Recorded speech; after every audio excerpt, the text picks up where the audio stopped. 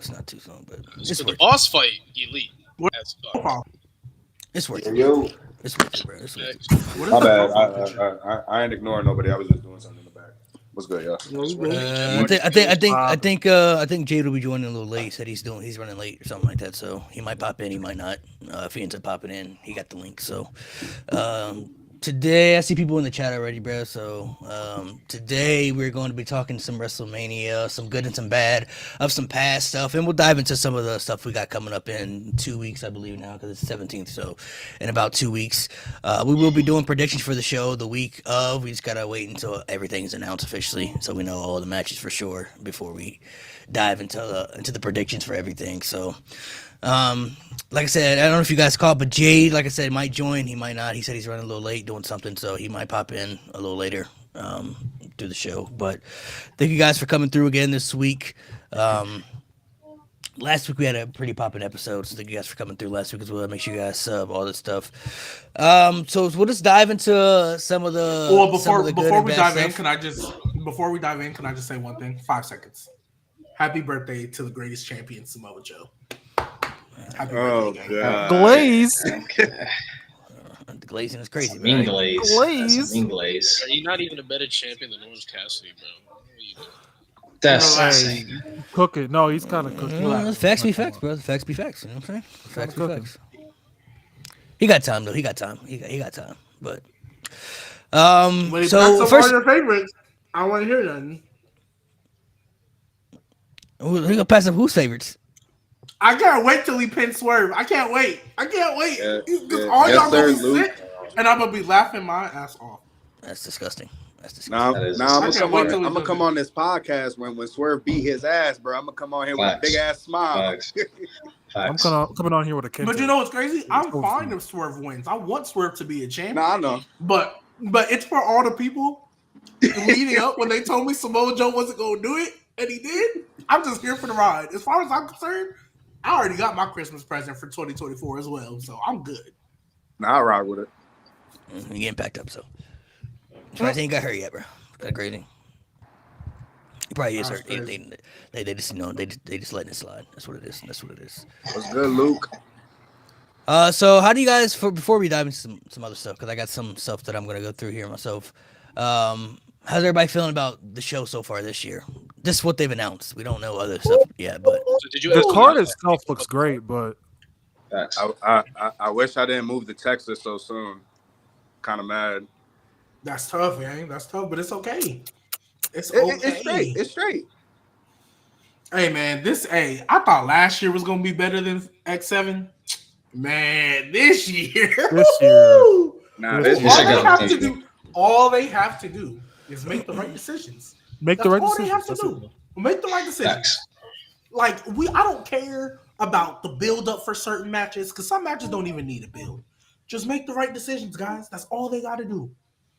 We need to end this WrestleMania with Rocky Balboa, aka Cody Roman, since holding I the got you titles. here. Since I got you here. So what's the right decision for the Gunther match? Gunther should win because it's not Chad. Okay. Yeah. Because it's not as much as I love Sammy, Agreed. and Sammy did say on an interview or something that he kind of felt upset about the fact that like people were kind of upset that he won because he was just in his feelings. He's like, man, I thought the fans loved me, but I just want to say, Sami Zayn, it's not you, gang. It's not you. All right, Nope. we still love you, but we felt Chad Gable with this story. It was the story that was told the longest, and it's the story that, let's be real, more people were into.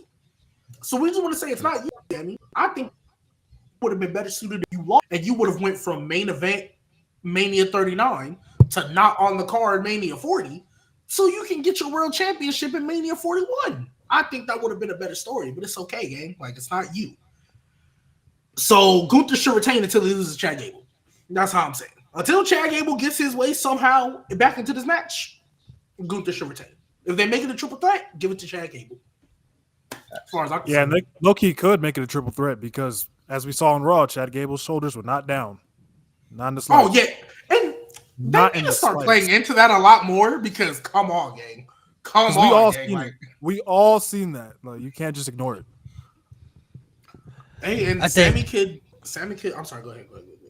No. I think I mean they might make it a triple threat with the U.S. title being a triple threat now. They might not make it a triple threat anymore. So I think they're probably just gonna push out Chad Gable's stuff a little later if it still is gonna be Gable in the end. Because assuming they'll probably do a draft, I mean Gunther's gonna need some new opponents anyway. He's pretty much done beat all the people on Raw from the main event to the mid card levels. So there's really not many people left for him realistically to face in like a legit type feud or something, at least, for me, because he's done beating so many people.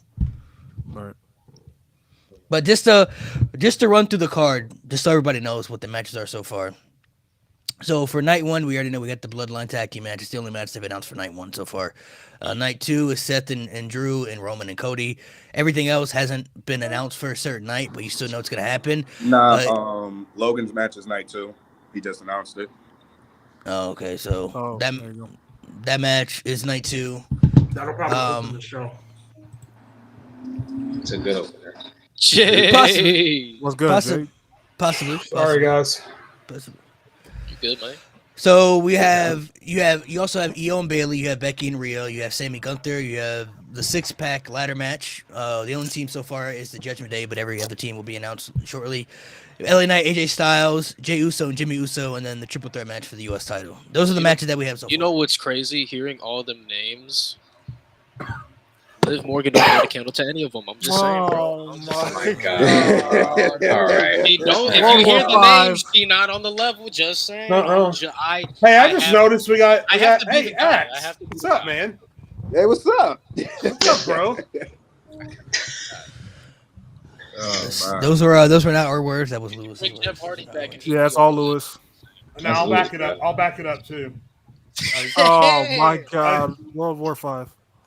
Who are the rest of the teams you see being in that ladder match? Because they've announced some of the matchups and some of the teams. One mistake they've already made is putting DIY and the Creed brothers in the same qualifying match. They should both be in the fucking match. I can't believe they've done that. I cannot believe they did that. You think they're gonna do a last chance type of thing? I have a hot take. No, because I think they're gonna do 3 teams from. Well, they'll do 2 teams from Raw, 2 teams from SmackDown. Yeah. So I think DIY. I think Awesome Truth and the New Day are going to. Wait, wasn't NXT supposed to be a part of this? No. Nah. I could have swore Nick Aldis NXT has their own tournament. Yeah, I know, but I could have swore Nick Aldis was like, when he announced the thing, it was like, yeah, we're gonna do this many teams from Raw, this many teams from SmackDown, and 1 team from NXT. I could have swore because Luke Gallows and the OC or Carl Anderson, they're in this tournament on SmackDown. LWO is in this tournament. They're SmackDown guys. Yeah, I thought they were NXT guys. They're just visiting. They just been showing up on NXT, but they're on the SmackDown roster. They're Yeah. part of the SmackDown roster. It's like when Aleister Black and Ricochet. But they're not. I mean, they're not. They're not NXT gonna win. guys. They're not going to win. They're on every show. They're more than likely going to become the NXT Tag Team Champions. So they're just kind of in there to put the other team. I think they're facing. Might Austin be Theory and Grayson Waller. Yeah, so there might be. It seems like SmackDown's doing something different though. SmackDown's Theory and Waller have potential. They're not going to last because they're already teasing a breakup, but that team's got potential. It seems like they're formed already together at the wrong time. Like, yeah, it's a bad time. Awesome Truth is a little too hot right now. Very hot. They've been together. They'd be a great team to beat Awesome Truth though. Yeah. I mean, honestly, they've been together before that. They just need a little something. I mean, they kind of really had a little bit of anything. They need to win. A win. Yeah, a win. Yeah. I think. I mean, realistically, if you look at it, I mean, there are going to be certain teams that are going to have to take the back into it because Pretty Deadly's not going to be in it because they lost to Newcastle Republic, which is cool. I mean, I like them anyway. So, it seems like with the tag team issued, like I figured that they would have DIY and Awesome Truth on there, and then when I was thinking of the last team, I think they're thinking of team styles that would fit well in it. Not saying the Creeds won it, but I honestly forgot about the New Day, and when they announced them for the match, I was like, well, that kind of makes sense too. I think for the story, DIY should lose the Creeds, in my opinion. With DIY, they put too much into these into the DIY regeneration. Leave them off Mania. The way I look at it, that's what I was going to say. The Creeds this is their first Mania. They can miss it. It's fine. Even though I would love to see the Creeds in Mania, it's their If first you look one. if you think of highlight reel type shit though, I mean that screams. No facts. I mean, you're gonna get better ones from the Creeds. But DIY, we're definitely gonna see Brutus do that fucking cannonball off the top of a 12-foot ladder, and I'm here for it. Can you see the most? Can you think of the most athletic shit Julius Creed could do? Just be insane. Yeah. It would be insane.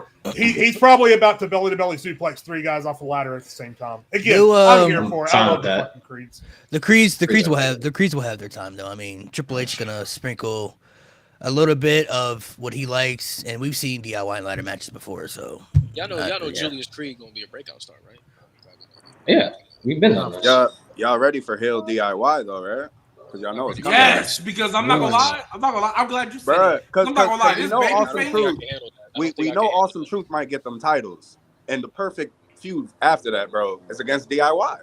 Yeah, bro. I'm not gonna lie. I'm ready for Tommaso Ciampa to go back to being interesting. Unfortunately, I know Johnny can be a great baby face, but Tommaso right now, bro, you can miss me with that game. I need at that. least we know Johnny knows how to play a heel better than Tommaso can play a babyface. And can facts. One other thing too. Ultimately, I don't care who wins this tag team match, but what really needs to happen, like if it doesn't happen, I'm gonna be so pissed off, is there needs to be 2 winners and we need to split these fucking belts. Like it's time. It's time. We need to have one member from 2 teams. I don't think that's holding happening. on to those straps. That's not happening. And pull them It's not apart. happening. Okay, but it needs to. Nate. No, it needs to, but it's not happening, bro. You know, Jay, I feel like honestly, I wouldn't put it out the ordinary to happen, bro. honestly, The perfect person is in this match. I think they're gonna split them either at the draft or during Raw after. Y'all missing the perfect opportunity. Somebody who does the dumbest shit is in this match. We've had R-Truth coming in the Rumble with a ladder.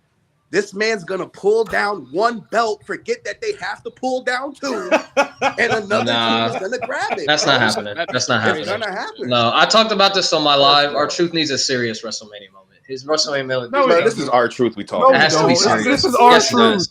It does. No, because bro, you got to think about it. R-Truth's never won a match at WrestleMania, bro.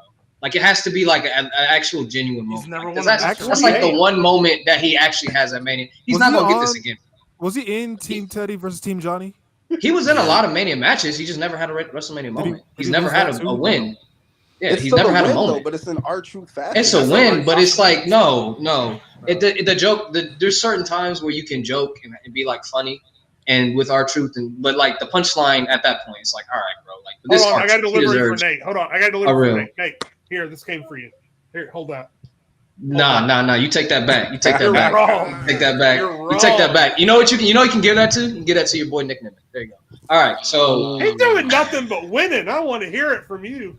That boy's doing nothing but winning. Hey, but you know what's so crazy? Y'all are talking about Nate. You talk about R-Truth need a serious Mania moment, and Axe, you talk about he gonna take down one.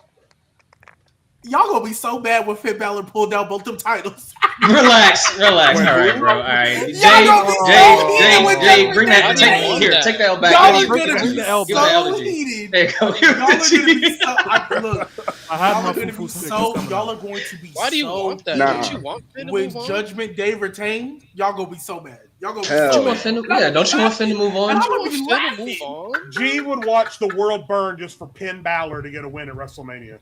That's all he cares. He already does. Absolutely, I would.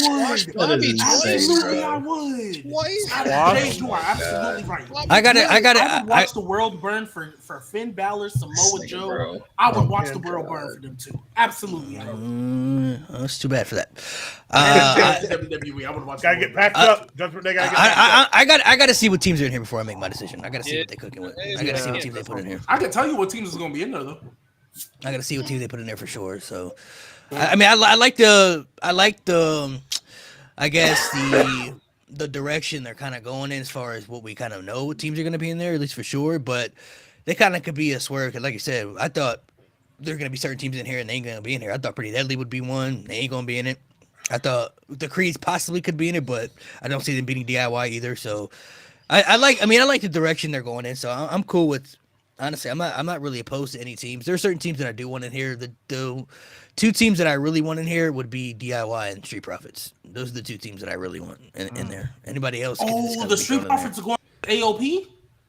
Yeah, That's Yeah, I feel like the thing. So, that's GG. but SmackDown's doing a bracket, so they're in a different bracket, and so they're going to lose. It's going to be because I think they're doing that 6-man tag at Mania. So whoever wins that match is going to lose in the end.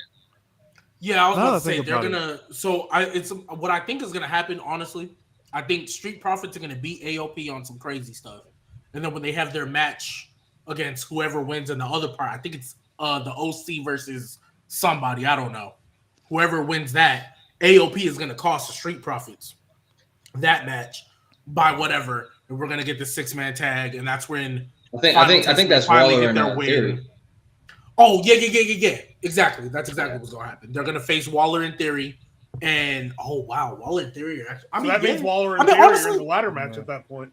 Yeah, because I'd be okay with that. All the people that are going to be on the ladder match are all the tag teams that have been on TV. If you look at these matches, if you haven't been on TV, you're not making it. That's why Pretty Deadly just lost. That's why LWO unfortunately is about to get packed up. You know what I mean? Like getting packed up. They already lost. Yeah, They already lost. Yeah, they're done. Oh. Legato. Yeah, they lost already. They're done. Yeah. I'm sorry. Legato's getting packed up because they're new. They're the ones getting packed up. Yeah, they got stuck with the LWO. Yeah, they doing got a their own 6-man stuff at going on. Mania. Now that I think about it, that match is going to be hectic. 6 Bro, different it's 12 teams. people. Dude, the multi-tag match people last won year that was my match, favorite match on the card. TLC 2 who? Hey, remember Money in the Bank used to be like 8-9 people, man. Just add 3 more. We got something popping. Man. Generational. I'm gonna just call it that. Generational. Yeah, that's gonna be great. Hey, and you know what's crazy? That's gonna be match of the night. I can't wait. Absolutely. The multi-man tag team matches are always the match of the night. It was match of the night last year. It's gonna be hard to top for sure. Yeah, facts. Yes, sir. It'll definitely be hard to top. So I'm unless Omas is on the card, but hey man, I gotta announce this publicly, bro. I've been swayed to the Omas side, gang. Fuck, man. Why? You know, for somebody who hates Kwame Brown, I don't know how you got swayed to the Omas side. I don't. Bro, he's just a good dude. I gotta give it to him. Yeah, he's a good dude. But yeah, he's a great guy. He's a great guy. Omas, you know who else was a great guy? Titus O'Neil's the best guy in the business. But he's not a wrestler. Jay, you read my mind. So Titus O'Neil wasn't bad. He wasn't the worst on the planet. You know what? I got to say to that. If you're defending, hey, you know what? I'll give Titus this. Primetime players, he can move in the ring better than Omas can. And primetime players was actually really, really hot at one point. Like they were. I think their run got cut short. They were tag teams. They were, but so was Omas. Hey, Omas tag team champ too. Omas got a Mania moment. He squashed New Day. I'm just saying, bro. Peak performance. I'm done. By himself. Titus don't got that. Hey, Nicholas got a moment at WrestleMania too. What that mean? Yeah, that means Nicholas is above Samoa the youngest. Yeah, all right, bro. All right. On Samoa Joe's birthday. The youngest champion in WWE history. Can I just point out, by the way, and I don't want to put this into the atmosphere, create havoc, but you know who I've been seeing a lot of on social media recently out of nowhere? Fucking Nicholas. What if Nicholas shows up, scales one of them ladders? But he's gonna show Samoa Joe. Not he's a little bit older. I think he's 18. He's like 16, 17 now, bro. He's a little bit older, bro. Yeah. What year was that when he won the titles? Well, that was 34. 2018. All I'm saying is 2 more years. AEW's got Nick Wayne. WWE has Nicholas. That's all I'm saying. Nicholas. And that's going to be his name, Nicholas. And don't forget, bro. Hey, Braun Strowman here for a long time, too. He ain't going nowhere. Oh my! Hey, man, they gonna finish the story. Didn't he say I'll be back? Didn't he say when I'm 18 I'll be back? But the way wrestling contracts work, though, if WWE really wanted to, they can add all the time Braun Strowman has missed from his injury. Been injured because he's been out for a while. So they can easily. So he's gonna be here. Yeah, he really only came back because RIP, my guy Bray Wyatt. But that's really the only reason he was back on TV. And money too. They paid him a lot of money not to put him on TV. He got a bag, bro. He's in the top 10, highest paid right now. Really? Again? So they fired him when he was making that money, and then they brought him back on the same contract? Because that's kind of all right. Hey, he's making too much money. Someone's like that, bro.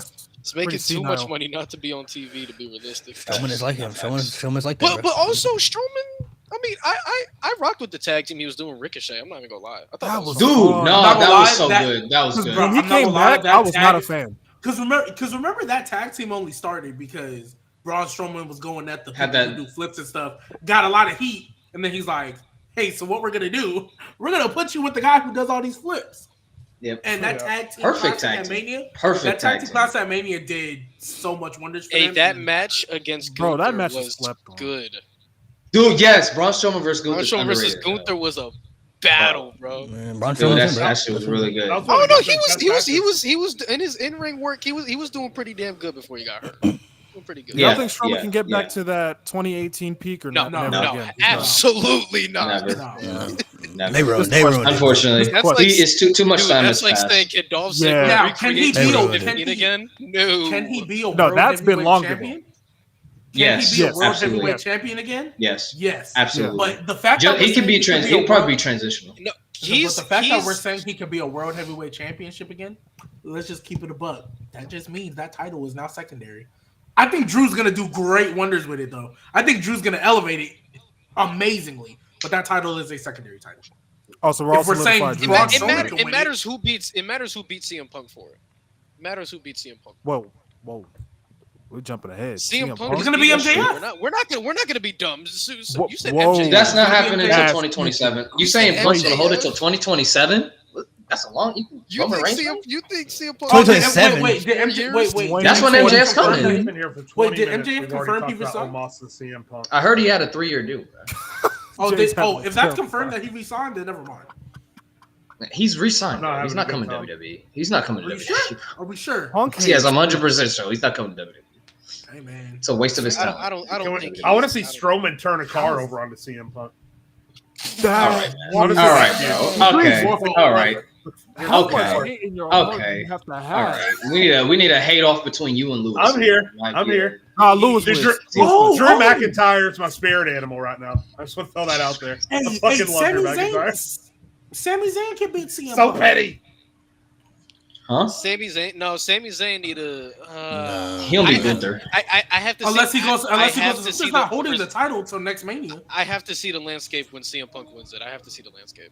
CM Punk is gonna go Drew. Honestly, he's beating Drew. We know he's beating Drew, bro. Honestly, though, it's kind of iffy. It's kind of iffy with Punk, bro. His last landscape when CM Punk beats Drew. It's very iffy with Punk. We might end up having a tournament. We might end up having a tournament like 3 weeks later. Yeah, because Punk got hurt. Exactly, that's what I'm saying, dude. Like it's tricky. I mean, you think Punk gonna get hurt during the match? I don't know, bro. Like I don't know. And if you can't just say like, oh no, he's not. Like, bro, his track record. Look at his track record. He literally came back. He literally came back within like 3 months. Was already on the show. So we do know Punk is like gonna wrestle just on pay-per-views at this point, right? Probably. Yeah, I don't see him wrestling on live TV again. Honestly, he's just having a couple promos. It doesn't even matter if he makes it to the ring. So I mean, remove the hatred from. He gets injured in the crowd. He's like the guy that eats green eggs and ham. I will get injured in the rain. I will get injured. Dr. Seuss. To be fair, this injury this time around, it wasn't his fault. Drew hooked him. It wasn't. No, it wasn't. Hooked him way too hard. He just has bad luck. But terrible luck. With what you said, he has terrible luck. He does, bro. It's really bad. Like both his world title reigns in AEW were stopped by injury. So with this being said, why one can't of them because he jumped into the crowd? That was funny. So why can't we just give the belt to DeQuay Vashante then? I think he. That's what I'm saying, bro. That's what I'm saying. I think it all just Vashante, the realest one out here. It all just depends on how fast you can heal, bro. A lot of people got injured at the top. No, it really depends. It depends on how fast. He's not healing fast, bro. He's old as shit, bro. I'm sorry. He's not Charlotte. Charlotte coming back night after night. You know what's crazy though? You know what's crazy? You think so? Crazy? Yes, bro. She's not wearing a brace. She's not wearing anything, and she's working out. She's not wearing anything. This is wild to me. She's not wearing anything. No brace, no tape, no nothing. Can we get a Tiffany? Can we get a Tiffany Stratton to Charlotte feud, please? Yes, please. Yeah, get a tag team. Get a tag team first. Give me a tag team first. You know, how much you want to bet this whole little appearance in Chicago, even though it's Chicago?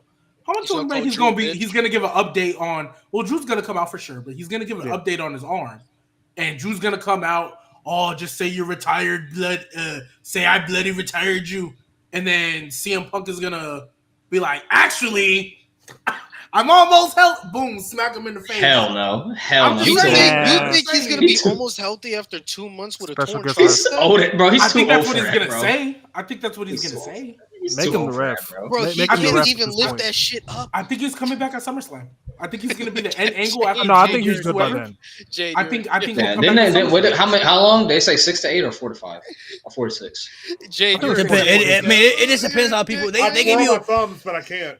They give you a certain time limit, but honestly, it just depends on how fast your body can heal when it comes down to injuries. Hey, y'all didn't see Jade? He was yawning, bro. When G was saying that, because they say that about a lot of athletes, but realistically, you know, they get all them, you know, extra. It doesn't stuff, matter you know, how quickly you can fix your car if the car was a junker in the first place. Oh wow! Oh wow! Yeah, how long did Lonzo Ball? How long did they say he was supposed to come back, bro? He still ain't back. I mean, that's. But he ain't got like. This is different though. I think he's losing like cartilage in his knee, which is like you can't. That's like horrible, man. That's the same thing Tracy McGrady had. That's why he couldn't do anything anymore because you're losing that cartilage in your knee. That helps you elevate and jump and stuff like that. You can't jump shot, man. Once that is gone, bro, your knee's shot, bro. He just got cleared for. What is Jade's form, bro? That's Lonzo Ball's jump shot. So I think knee injury is a little bit more. Knee injury is a little bit more serious. You know what I mean? Because if you can't walk, I mean, you can't really. Yeah. You can't do anything. Especially because you got a plant on that knee. You gotta drive. That's why I got terrible land on it. Yeah, that's why a lot of athletes, you know, once their knees get shot, that's why you see like a lot. That's why there's limit for how like it's running backs in the NFL is like what? Not even like 10 years, bro. Because once your knee gets shot, bro, like it's very rare that you'll see like an Adrian Peterson who get like a torn ACL come back and have like an MVP season, bro. Like that's extremely rare you see that. That's why Great Khali couldn't wrestle. Knees, bro. Them knees shot, bro. Especially when you. Omas is the greatest of all time. No injuries. Facts. Knees is fine. That boy's knees is fine. But it's even worse though when you're big like when you're big like Khali though, because he's a giant. It's even worse though. Big Show too. For somebody like Khali, bro. Yeah, like Big Show too. Like look at Big Show's knees, bro. Big Show's knees. Chris Jericho. Boy, his knees is like this, man. This shit like Chris Jericho, man. I don't think anything's wrong with Chris Jericho's knee, but he wrestled like his knee shot. Oh my god. He wrestled like Chris Jericho wrestled like his knee shot, bro. He need to get off TV, bro. He been wrestling for so many. I wouldn't be surprised, but he been wrestling for so many. He gotta get off TV, man. He gotta get off TV. It's very rare that you'll see wrestlers and very good health at a certain age like that, bro. Like so many people. Unless you're Ricky Steamboat, bro. Look at Undertaker, bro. It's hard for this man to even walk, bro. I feel you, gang. It's even hard for Rock to walk. You see the way Rock walks? That's why Undertaker. Yeah, I mean, wrestling. Don't get Lewis started.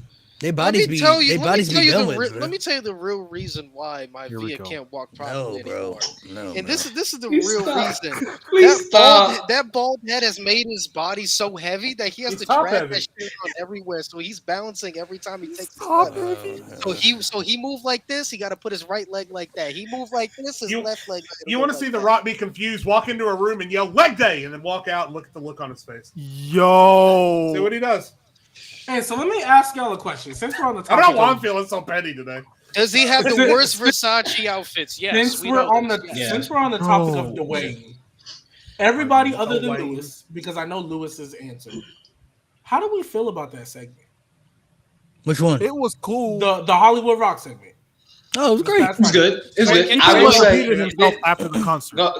Get the head out your house. No. I mean this on a serious note. So you guys are perfectly okay. Or you guys like blow up when not you guys, but the internet blows up when Roman calls Seth Rollins a crossdresser. But it's not out of line that he talked about his mother. That Maivia talked about Cody's mother, made fun of the Josh situation. Like, are these not other sensitive things? Like, yeah, people are sensitive. They're selective. They're very selective. Selective anger, bro. Very so the reason I asked y'all that question is because I got home and I turned y'all's notifications off, and I was like, let me watch this spoiler free. So I see I lied. I did get spoiled by the Hollywood Rock thing coming back because my dumb self opened Twitter 5 minutes into the show, and that's all I saw. So I was like, dang, that's all my fault. So I watched it. Okay, cool. Theme came back. Nice. Love the entrance. Man, the whole time I sat there, I was like, bro, can you hurry up? Like, we get it, gang. Like, hurry up. Like even the concert, because I'm not gonna lie, because I didn't watch Hollywood Rock in its true prime, even when he brought it, that little concert, even when he brought it back for the feud against Cena, I was kind of like, but hey, look, I found my view right here. You guys see my view right here? Oh my god! Found him right here. We need a compilation of Lewis hating on my view. Yeah, facts. Bro, are you ready ready to get on that? G? Are you ready for a 5-hour comment? It'll take hours, bro. When I saw him doing that, the whole singing, like I saw he brought the lyrics, and I'm like, okay, I get you're busy. That's funny. You needed the lyrics in front of you. Made me think of Cena telling him, notes for your promo. Made me think of it, but I was like, okay, fine. But the whole time he was doing, like, bro, did y'all not practice this before y'all got out there? Because it sounded like he kept looking at them to be like, hey, like, I'm about to sing next. Let me know when to go. And I'm just like, hurry up. Here's the thing. Like, G. it dragged for me. Let me respond to that. Here's what bothers me about The Rock in this situation. And neither of these things are The Rock's fault, by the way. I have a hard time finding blame for The Rock. I just make fun of him for the memes. But there are two things that are wrong with The Rock in this situation. Number one, he's not needed. He's not needed for any of the whatever they could have done story-wise would have been better without The Rock distracting from everything going on. That's one. Number two, and I said this on the show either last week or the week before, wrestling has passed The Rock by. We are done with The Rock. Everything he's doing, everything he's saying, every method he uses, every style that he delivers is stuck in 1997 when that shit flew. Nobody cares anymore. Like, were some of the things he sang in his cute little song on Friday, would they have been funny 20 years ago? Probably. Did I need it in 2024 when half the roster can't even make it onto the show because The Rock's bald corporate ass has to get in the ring and take up 40 minutes of the show every fucking week? No. So neither of those things are The Rock's fault because he's as old as he is and he's stuck in his ways, and I get that. It's not his fault. It's not his fault that they allowed him to come back. They could have told him no, but they're never going to.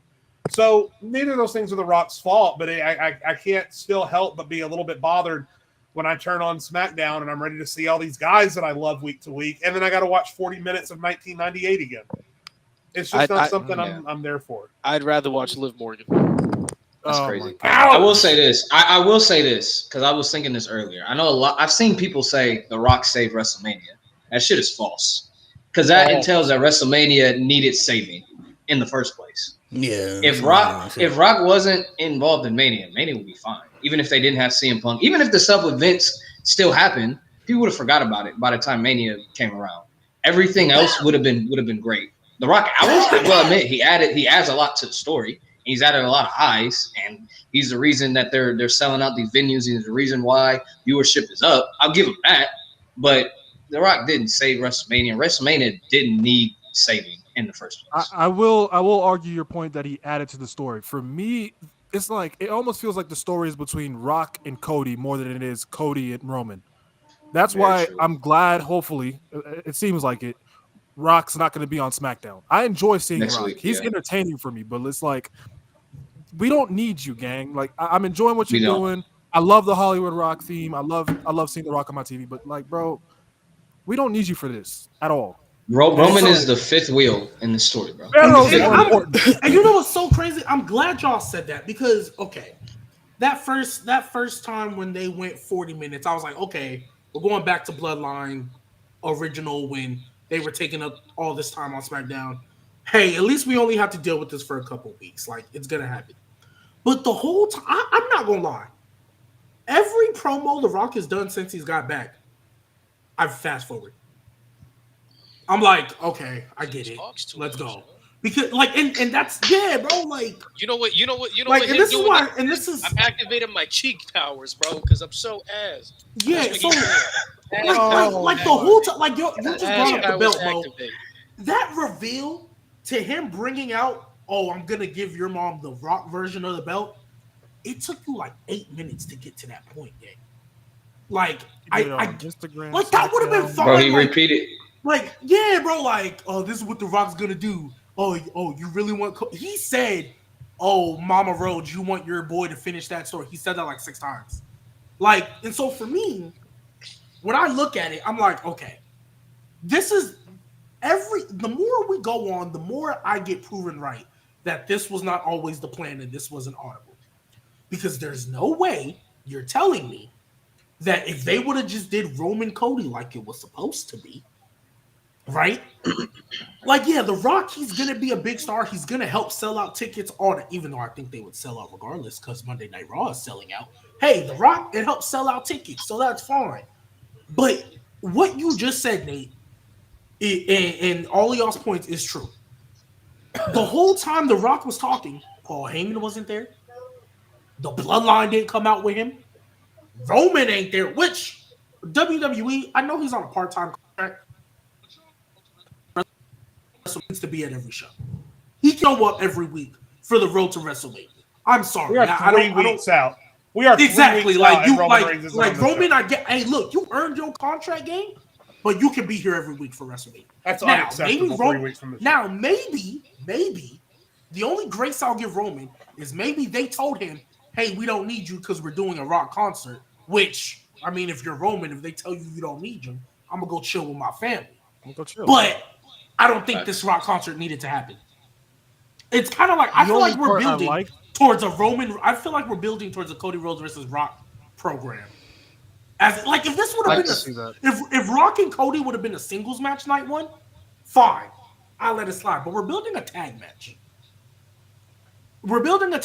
Like Roman needs to be here. Roman has not really felt like he's done anything. So until I mean, since The Rock has came back. Somebody said my Wi-Fi's tripping. Have I been lagging out this whole time? Hey, you want to see Roman? You want to see Roman? Oh God, bro. What does he even do, bro? Your Wi-Fi's good. It's good now. No, but have I been lagging out this whole show? No. It was just for a second. Okay. You're good. You're good now. And the worst thing about all that too is, the only way any of this makes sense, like with the "you're welcome" stuff, the only way any of this makes sense is if The Rock turns on Roman, and now you're just telegraphing. So if you're going to telegraph what's going to happen anyway, now you've wasted my time. So now all that time I invested into watching SmackDown, every minute that The Rock was on the screen is just wasted because you could have just said, hey, The Rock's going to turn on Roman in that match, and then not had 40 minutes of Rock calling people fat and singing about Cody's mom and all this other jizz. I don't need it. It's wholly unnecessary. I get the attraction with The Rock. I understand that he drives ticket sales. I don't blame you if you're entertained by The Rock. It's just, for me, it feels like we were doing such a good job of moving forward. And every time guys like The Rock or Goldberg or even Stone Cold, he's not exempt from it either, come back, we get dragged 30 years back, and then we have to start all over. And it's just really annoying. It's really annoying.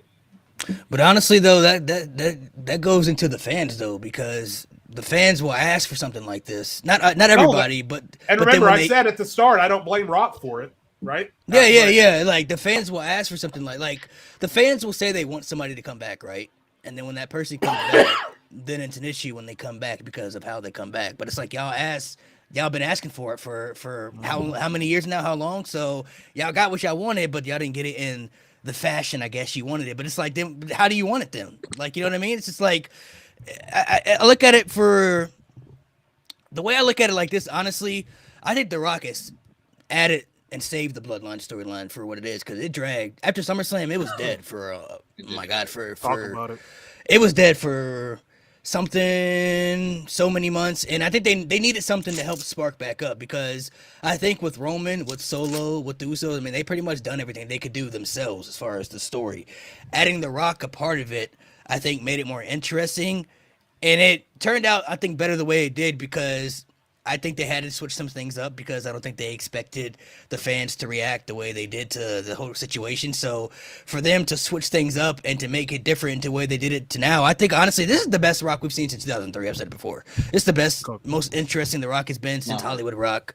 And that was 2 decades ago. So I think, for me, I think The Rock has added a lot to the Bloodline story just because of the aura that he brings. You know what I mean? Like, just because of if you look at everybody else in that Bloodline, they call it, all the other people, there's nobody else really on that Roman Reigns type level other than The Rock is. You know what I mean? That's why, to me, you know, when he was matching up against Jay, I was like, oh, Jay not gonna beat Roman because he's not that dude. You know what I mean? Like he's not at that peak. You know what I mean? Solo isn't there yet either. Jimmy not gonna do it either. So there's really nobody else to really match the far as that's why I think Roman's kind of been taking the backseat a little bit. Is because The Rock is the only guy to really kind of match him to that, you know, to that peak. Why he called himself the final boss and stuff like that. You know, the high chief, whatever they wanted to call him. You know what I mean? So at the end of the day, I mean, I don't think he saved WrestleMania for sure either. I don't know. People were saying that, you know what I mean? That's just like WrestleMania would have been fine. He made WrestleMania bigger. I'm not going to deny that. You know what I mean? He made it a lot bigger because the viewership that he's going to bring to the show is going to be, I'm sure, crazy. You know what I mean? But I think for me, the most important thing to me, I think he's added to the Bloodline story because after SummerSlam, it died for some months and months where we were like talking about how dry it was. And then Rock coming back to be a part of it himself, but doing it in the fashion they're doing it now, I think it's worked out. I think it's worked out better than what it would have perceived if it had just been Rock and Roman just one-on-one this year. So I hear you, but I'm going to give you some pushback. So if you want to say him coming back saved the Bloodline in the sense that it gives Roman something to do after he loses, fine. But it kind of ties in with you saying you think this is the best Rock since 03. I heavily disagree. I think, in my personal opinion, even though I think Cody-Roman 2 was one of them stories that really didn't need much build. You just had to maybe give Cody a little bit more confidence going into it, like he has to do it, all that. With The Rock being here, I hear you and I understand why you're saying what you're saying. But I feel like all he's really done is put more spotlight on him and taken away from the overall point of this story, which is Cody-Roman 2. This whole point is supposed to be a finisher story. That's the tagline for Mania and the video game they just released. And right now, I feel like the only story they've really built mainly is Rock versus Cody. Now, they turned it into a tag match because I think in their heads, oh, snap, CM Punk's not here. What are we going to do for night one's main event? Which I still think it would have been fine if it was just Seth and Drew. But fine, this is what you wanted to do. Give some intrigue. I'm cool with that. But I have not felt the Roman Reigns, Cody Rhodes dynamic of this match at all, other than when they said, hey, your match at night 2 is going to be Bloodline rules if we win. And I can picture what Cody Rhodes is going to have to overcome. But they have not told that story. Paul Heyman, who I thought was going to be a crucial part to this, barely there. Should have been. The only person that's really been there is The Rock, and that's why I say, that's why the pushback I'm giving you is I don't feel like he saved this Bloodline. I feel like he just put the attention on himself. And I feel like it's taken away from the overall bigger point. Like, yes, is the tag match, if they would have announced this on a random Tuesday, everybody would be hyped for this match. It doesn't need build. It's the 4 biggest stars you have in this company.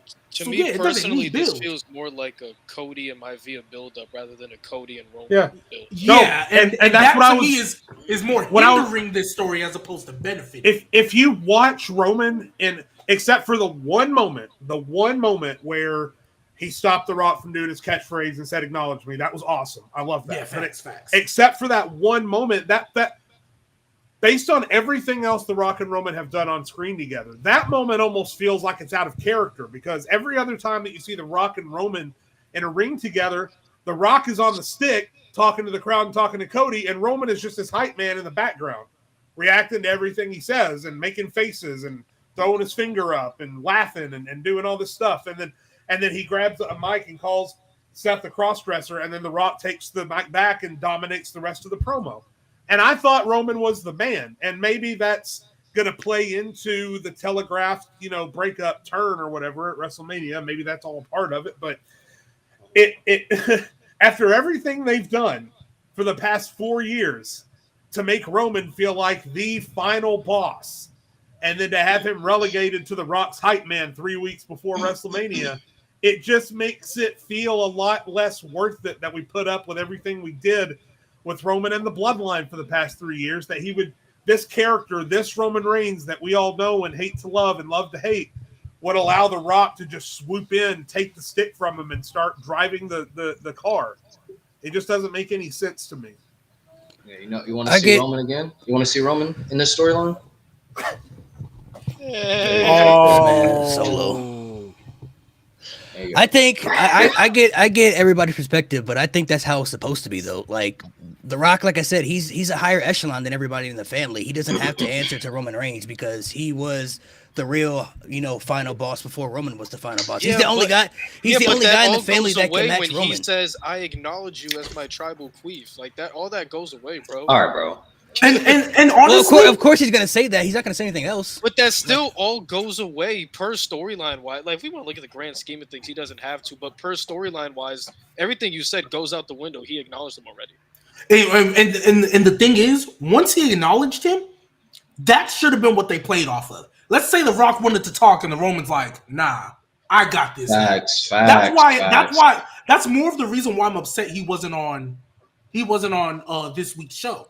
Like, I'm sorry, Roman, you need to be here every week. And if they fine, you wanted a Rock concert. He did it last time he came back. Whatever, fine, I'll let this one slide. But if next Friday Roman's supposed to be there on The Rock, is it? So I guess, but that's a problem. I know Rock is a busy man, but you signed up for this. You're the one who said, "I feel like I need to save WrestleMania." Well, then you need to be here every week.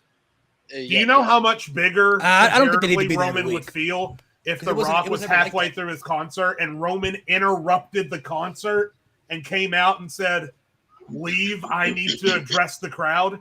That would have been some I was shit. waiting for it. I was waiting for him to be halfway through his song and then for Roman's music to hit and for him to come out and dismiss The Rock and then make Memphis acknowledge him. And then he just never did. And we got 25 minutes of crap. And if you're gonna tell, especially because if the plan is Rock is supposed to turn on Roman, they're gonna have bloodline rules so that Rock can turn on Roman. They have not told that story other than the one moment when he made him acknowledge him, and you could see in The Rock's eyes it was like he really didn't want to do it, but he's looking at the big picture. So they haven't I hear when you say you feel like this is always what it was supposed to be. Yes, in the aspect of once Rock decided, hey, this is what we're going to do, I'm going to be a heel. I think The Rock, what he's doing is perfectly fine. I feel like the dynamic they're doing with Roman, though, isn't. I feel like the way they're telling this story, because you have to spin multiple plates. You have to spin this tag match. You have to make Cody still, I mean, they're doing a great job with Cody on Raw, but you have to tell Cody, hey, this is his last chance. Roman still has to feel like that final boss. The Rock called himself the final boss. And I'm not going to lie, when he said that, imagine if Roman was there and Roman just looked at him a little crazy when he called himself the final boss. Because The Rock shouldn't be the final boss. You just acknowledged the final boss. Mm-hmm. You just submitted to the final boss. Mm-hmm. So you shouldn't be calling yourself that. So if Roman was there, guess what? All Roman Reigns needs is a look. Perfectly fine. But they've already been doing that stuff though. They've already been doing like the looks and like the little tension and stuff. Like not since he acknowledged them. Not since he acknowledged them. I've seen more tension. I've seen more tension with Seth and Cody than I've seen. Wait. When was the last time they were in the same ring together? I don't remember Roman doing anything. That was last week. I don't remember. I don't remember Roman doing anything besides standing in the back. I see more tension between Cody and Seth than I do either. And then last week, all he was doing was looking at Seth and Cody. He wasn't looking at The Rock all crazy. He wasn't like. He wasn't. Like, he got upstaged. He got upstaged by The Rock. He's always ever since The Rock acknowledged him. He's gonna be though. That's the thing. He's gonna be. Even if it wasn't the whole tribal chief stuff, he would still be upstaged because it's The Rock, bro. Like it's the end of the day. It's not everybody is going to be on that same level. It's the same reason why, like, you go look at the guy. Everybody in the bloodline has acknowledged Roman, but nobody has been able to upstage him because nobody else is on that level.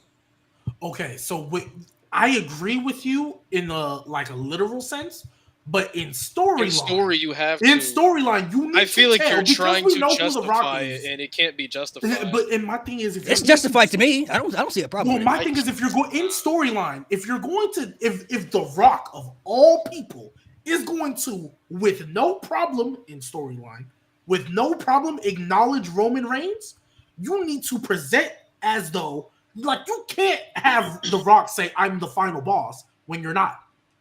Technically, it's Roman, because Roman is the guy that Cody needs to beat. Roman is the one with the title. You can't, especially because we all assume, and I say assume because I didn't think Roman was winning last year. We all assume The Rock is going to cost Roman this title. That's what we assume. Or he's going to have it to where the bloodline are no longer able to interfere. That's the only way it's You justified. have to draw that tension of Roman, like, Roman got to at least be like, hey, like maybe The Rock is going finally, and then he stops him again.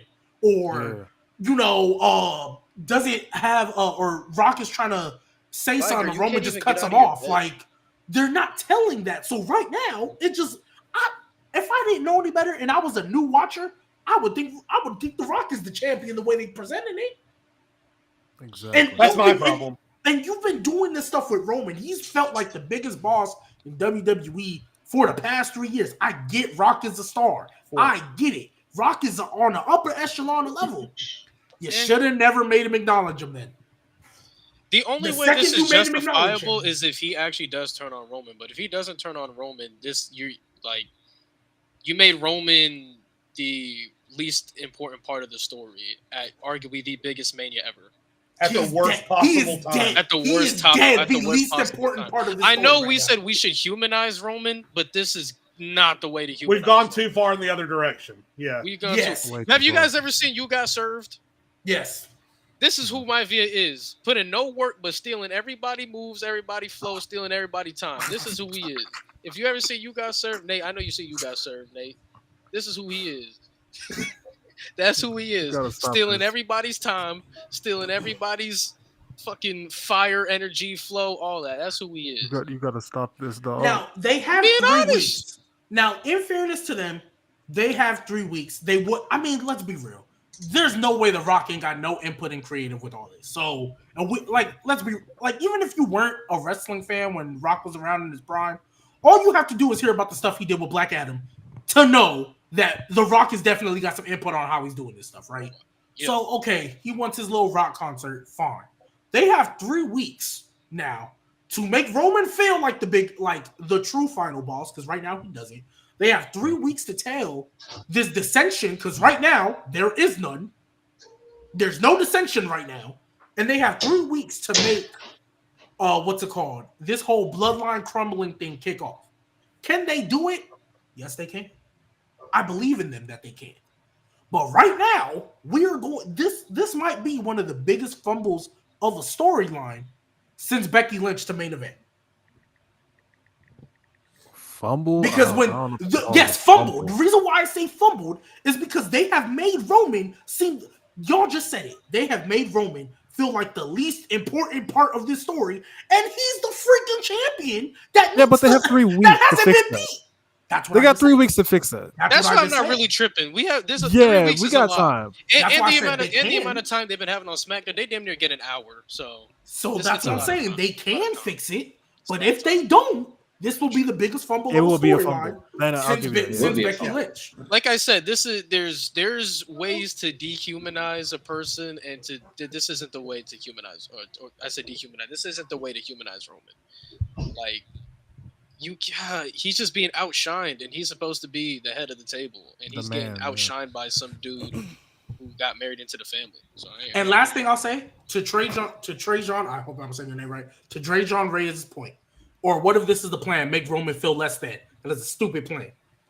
Because he's the guy with the title. He's literally the guy with the title. Yeah, and like that makes Cody's win very less significant. Much less. Cody should beat the strongest Roman possible to look like the strongest babyface possible. If he beats a Roman that looks like Via's henchman, it's not valid, bro. Because otherwise, what was the point in him losing last year? If he wasn't going to beat Roman at 150% this year. I hated it then. But couldn't you use that same logic if The Rock helped Cody win though? What do you mean? Because you said he got to beat the strongest Roman possible. But if The Rock turns on Roman to help Cody win, then Cody still didn't beat Roman by himself. I wouldn't want But that. that's- Cody hold on, needs hold I to on, wouldn't win. have Rock Let me touch respond. Roman.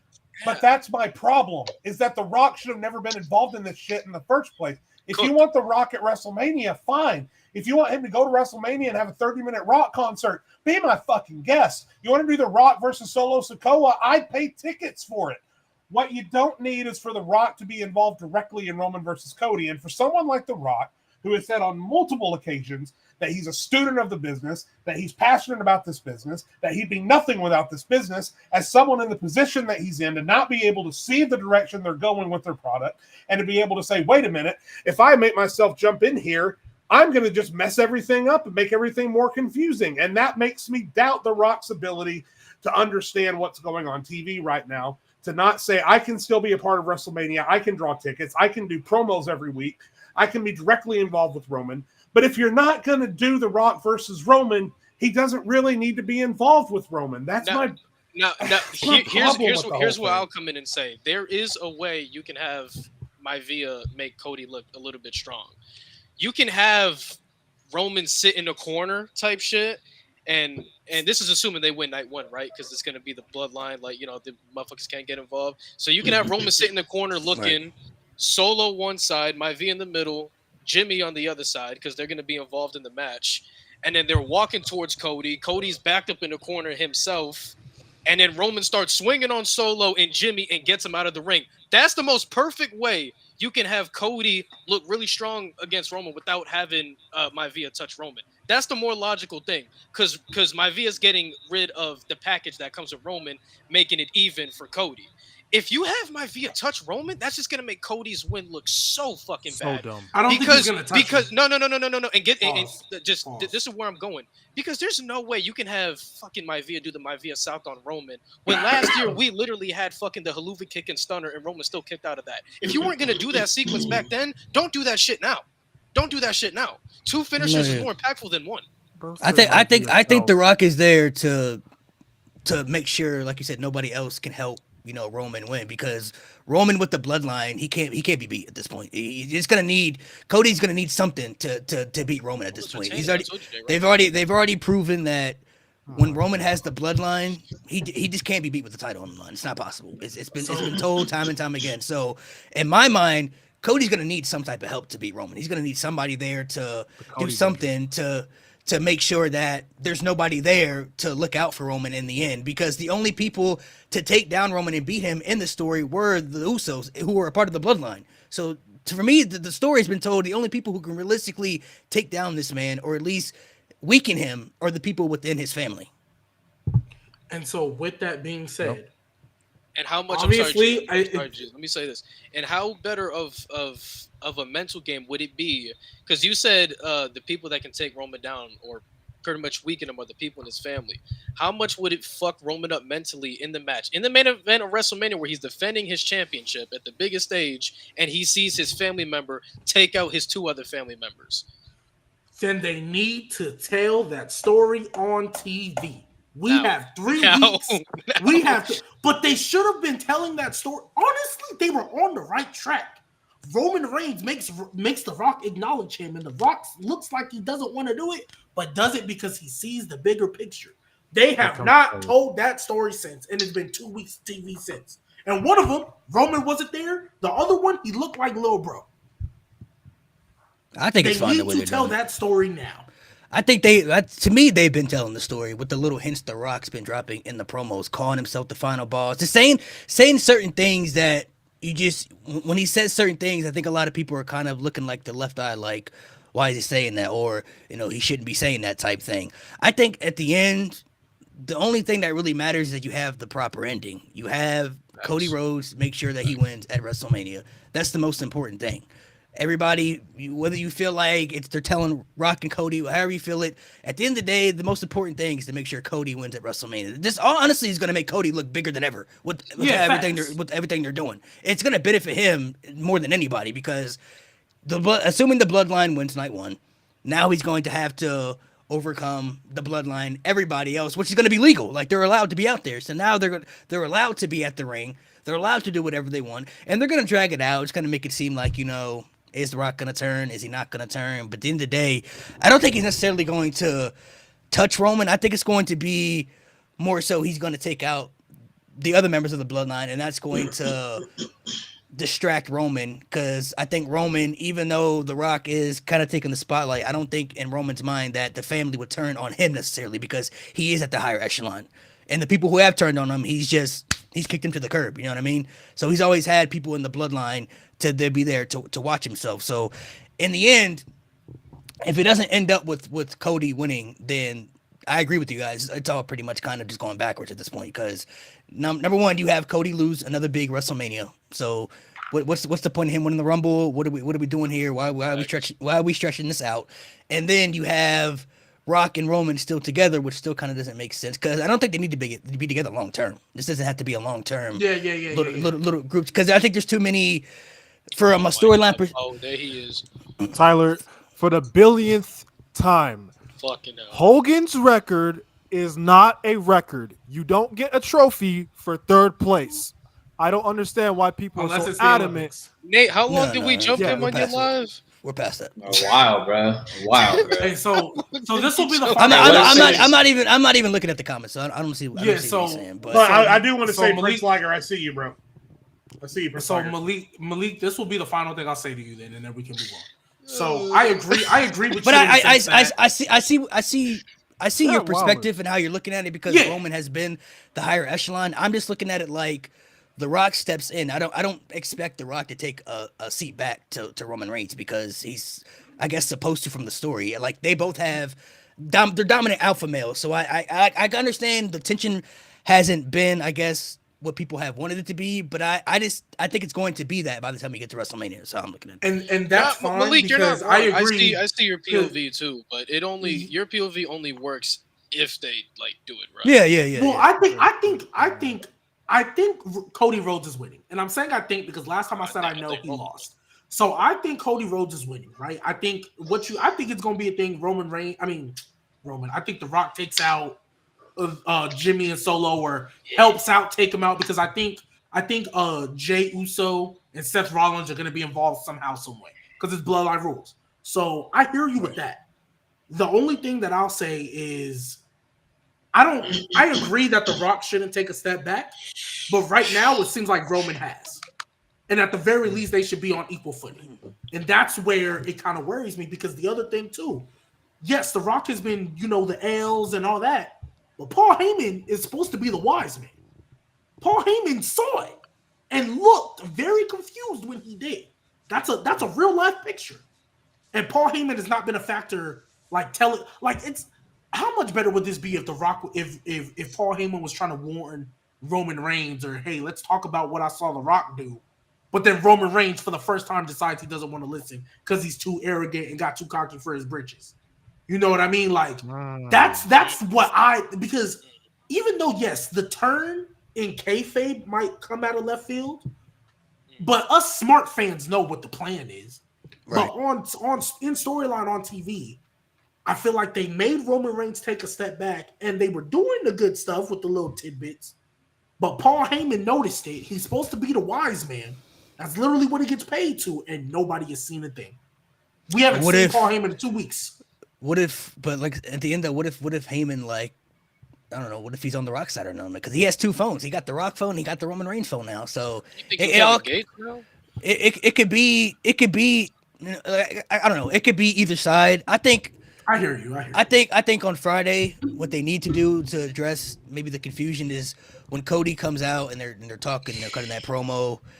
They need to do something where it's like, Roman is like when Cody says something about find a boss, and Roman needs to address it or something like that. Like, he needs to pretty much like exclude The Rock, like he answers to me or something like that. I don't like something within that aspect to make that more tension. You know what I mean? Because even though he may say something like that, The Rock doesn't necessarily have to address it. He can just hear it and understand. Like, okay, so you think you're running shit. Okay, I got you. I see what you're saying. At the end of the day, though, I think it all is gonna work out. To me, it just, as long as Cody wins. Yeah, it won't make sense if Cody doesn't win at the end of the day. Because to me, they're trying to build him up. I guess they can say like Rocky Balboa type stuff for Philly. You know what I mean? Like, he gotta go through the Bloodline night 1, and then you're gonna have to go through the Bloodline night 2. At the end of the day, you know what I mean? So I think it all works out, because I think they're building up Rock and Roman for next year's WrestleMania. I think they're gonna do that. I agree. I think they're gonna do that. I think they're going to do that long term. So at the end, I honestly think it could work out. If like I said, they just have to make the right decisions. Like at the end of the day, they have to make the right choices when it comes to the storyline. And I want to believe they're smart enough to understand what direction they have to go in, because I think they were smart enough to know that they had to turn The Rock into a heel for this, because if they weren't that smart enough, they could honestly they could have just ran with The Rock and Roman shit if they wanted to, just off rip, because they could have, you know what I mean? So if they wanted to go that direction, they could have just went that direction just off the rip and said, fuck what the fans want, you know what I'm saying? This is what we're going to do for the big money type, kind of like the Vince McMahon stuff, you know what I mean? Like Vince would have said, all right, what did the fans want this? Well, we're going to do this anyway, because this is what's best for the business, you know what I mean? So at the end of the day, I get your guys' point. So I see the value that you guys are bringing. I mean, I'm not going to say Roman has felt like the most important thing, because he hasn't, but to me, this is how I'm kind of looking at how I guess it's kind of supposed to be as of right now. And then leading up to it, I think they'll have more friction within the story. So, Tyler, I'm gonna drag you, bro. Shout out to my little brothers. They're at a house show in North Carolina, and they just met Bianca Belair. Shout out my little brothers. Shout out, Oh, hell yeah. shout out to the little G's. But we all agree, right? Gunther's beating Cody, right? Cook. Yeah. Cook. So y'all think they're gonna put Mr. Imperium back on SmackDown, because he should have never left, but I understand why. To be fair, before Punk signed, we felt like the plan was always for Gunther to be world champion. Then Punk signed, and then changed everything. So the logical thing would have him beat Cody. Yeah, I'm cool with that. I think the way Cody need to lose, Cody need to go out on his shield. Like he need to get that ass whipped John Cena style. Oh, but you know what's gonna happen then, right? Hey, not you know what's gonna happen but like then? he gonna have to bleed. He gonna have to bleed. But I think he's gonna get it back. I think because look, I don't think Gunther's gonna have Survivor Series. No, I was about to say I don't think Gunther's gonna have a reign with the IC title with like he did with the IC title with the world title. No. So like, let's be real. Y'all say Cody's gonna win it multiple times. Let's say he gets smacked like crazy and he get his get back at Mania 41. I'm just saying, don't be surprised. If he wins at Bash in Berlin and then drops it to Cody at like Survivor Series, I'll be out with it.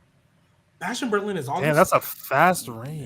Yeah, it's like 2 months. Whoa! Pause. Stop. How do you think Bash in Berlin and Survivor Series is a fast reign, but you don't think WrestleMania to Bash in Berlin is a fast reign? Because that was my big argument with Cody. SummerSlam. Wait, Bash in Berlin's in August?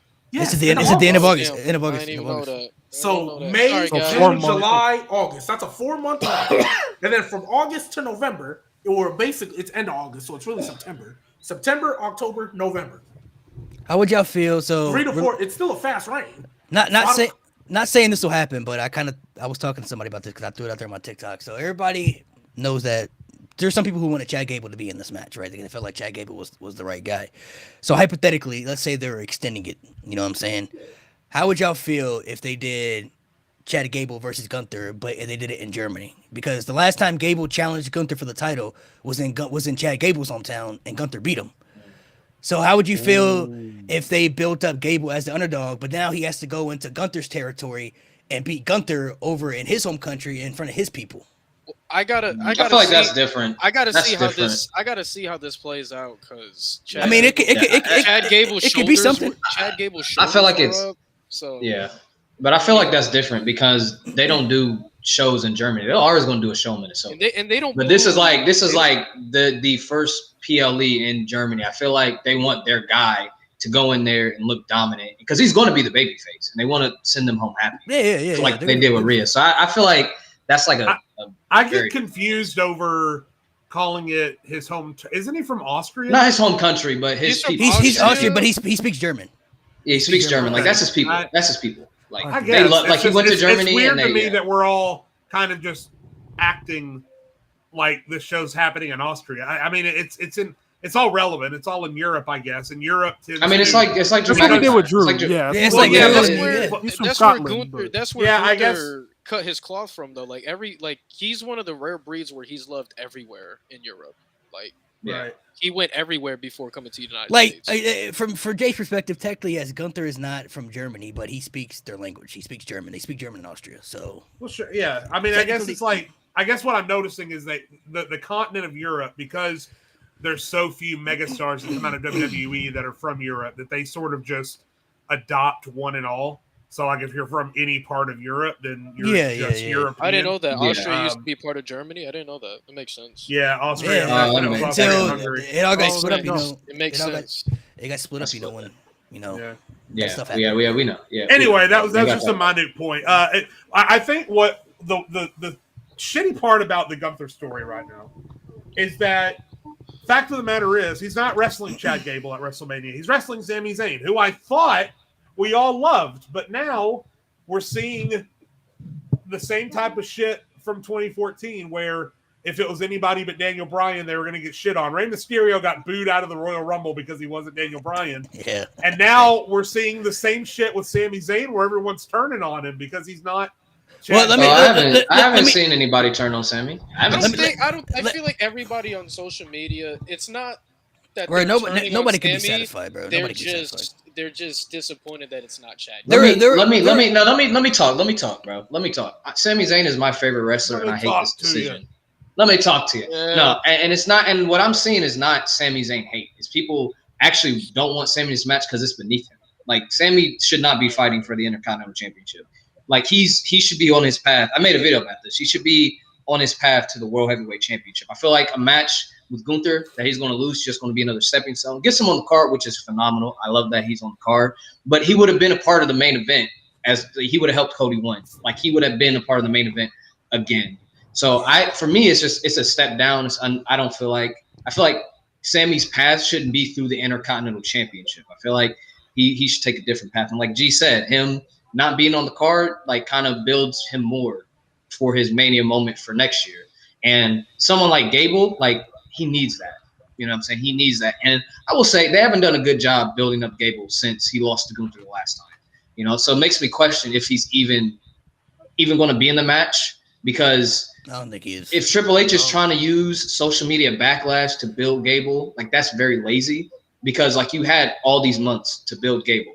And like he didn't get built again until he faced Ivar for like the 85th time we just on did Raw. The social media backlash with Cody, like it's exactly. So I'm like, if this is like a pattern with Triple H trying to use social media to get stars over, like if this is going to start being a thing, like it's cheap and it's lazy. It's like just build Gable from the ground up, you know, and that's probably what they're doing. So like if he is in a triple threat, that's great. That's amazing.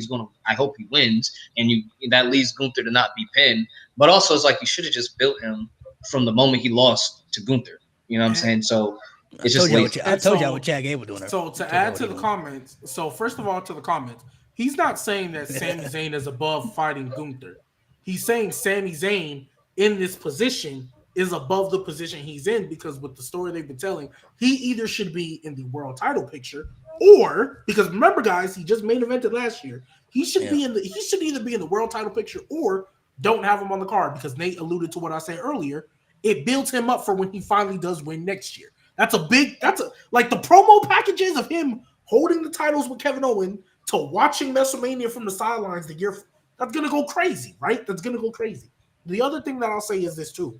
When it comes to Chad Gable in the fan backlash that I guess Triple H is playing off of, the Cody Rhodes one was crazy because if Cody Rhodes would have never said just not in Mania, I don't think the backlash would have been crazy. No, it's not even the fact that it's Cody fucking won the Rumble. Like, exactly, and you already knew. He pointed at the man afterwards. Tyler, you be everywhere, bro. Yeah, like this man was at Raw. This man was at Dynamite. He said he's gonna be in Toronto. All right. Hey, shout out to that man. If you got the money, I ain't hating on you, man. Like it was a bad decision from the beginning because he won the Rumble and then he pointed at Roman right after, like literally right after. Yep. So, but to Nate, what you also brought up, and I know what you're referencing too, because they started a story with Maxine based off the internet. Yeah. Right. And that's why I see why you're thinking that. That's fine. Maxine, but genuinely, I think Sami Zayn in his head was always going to get this match. I just don't think. I think when Chad Gable, as you said, they didn't book him right like that until he started facing Ivar. I genuinely think it's because they thought it was just going to blow by. I didn't think they really understood how much people were behind Gable, which is kind of a shocker, especially with Triple H, because Triple H usually don't miss like that. But let's be real. Everybody, just like they was on Gable, everybody was on Sami too. Like everybody was rooting for Sami too. I think it's a matter of fact. He took a risk. He said, I'm going to put this babyface that's really over, and I'm going to put this babyface that's really over, and I'm going to have them be the final two. And the crowd just picked their side. Like the crowd is going to pick. Like when you get two babyfaces like that, they're always going to pick one. You're rarely ever going to get a true 50-50 split like Rock and Cena had. Or you're never going to get, like, that's rare for you to happen. So if you put two underdog babyfaces together, the crowd is going to pick one. And unfortunately for them, the guy they had win was not the one they picked. You know what I mean? Now, you could have argued you could have called an audible, but... You know I think they might be trying to extend Gable's story even longer because realistically, Gunther was always going to win at WrestleMania because he was going to face Brock, and I don't think Brock was going to beat him for the IC title. So I think they're sticking with the plan to extend him out further as champion. Maybe Gable can get the title shot at SummerSlam or something. Somewhere around there. Yeah. SummerSlam or somewhere differently. Do y'all think there are similarities between the Chad and Cody story as far as them like being built up to face the two dominant champions to overcome those obstacles? Yeah. Obviously, acting like a hype man to Ludwig Kaiser. Like obviously, like they're not gonna build Gable up to be like face of the company like Cody. I'm not saying that, but as far as like Cody had a shot, Gable had a shot, they couldn't, get the job done, and they've been trying to fight back to get to that same spot to fight the two top dominant champions within the company. I mean, I hear why you're saying it, but I'm just throwing that out there. It's a theory. No, I hear why you're saying it. I understand the point of view, but when you really start to break it down, Chad Gable lost clean twice. Yeah. Like, he didn't get cheated. And then in this. But you got to remember that Roman and Gunther are two different type of champions too, though. They're two different type of course. And we also got to remember in this story too, Chad Gable is the only one on the main roster who actually has a sanctioned one-on-one victory against Gunther. So he, on technicality, is the only one who's technically been the most believable to dethrone him. Do you guys think Chad Gable was the closest to beat Gunther? Like the one that challenged him the most? I believe, it's not what I think. If you ask me, the person who has been the closest is Sheamus. If you want me to be Sheamus, yep. Storyline, technicality wise, it's been Chad Gable because he actually has a legitimate sanction win. When is Sheamus supposed to come back? What if Chad Gable wasn't supposed to get this at all? The last I don't know. It low-key is Sheamus. Is I still want Sheamus to be. He's coming back. He's coming back in the draft, bro. That's what I think. There's nothing for Sheamus, gang. I think he comes back probably the Raw After Mania. I wouldn't be mad if he did. I think he'll get the title. He just won't be Gunther for it.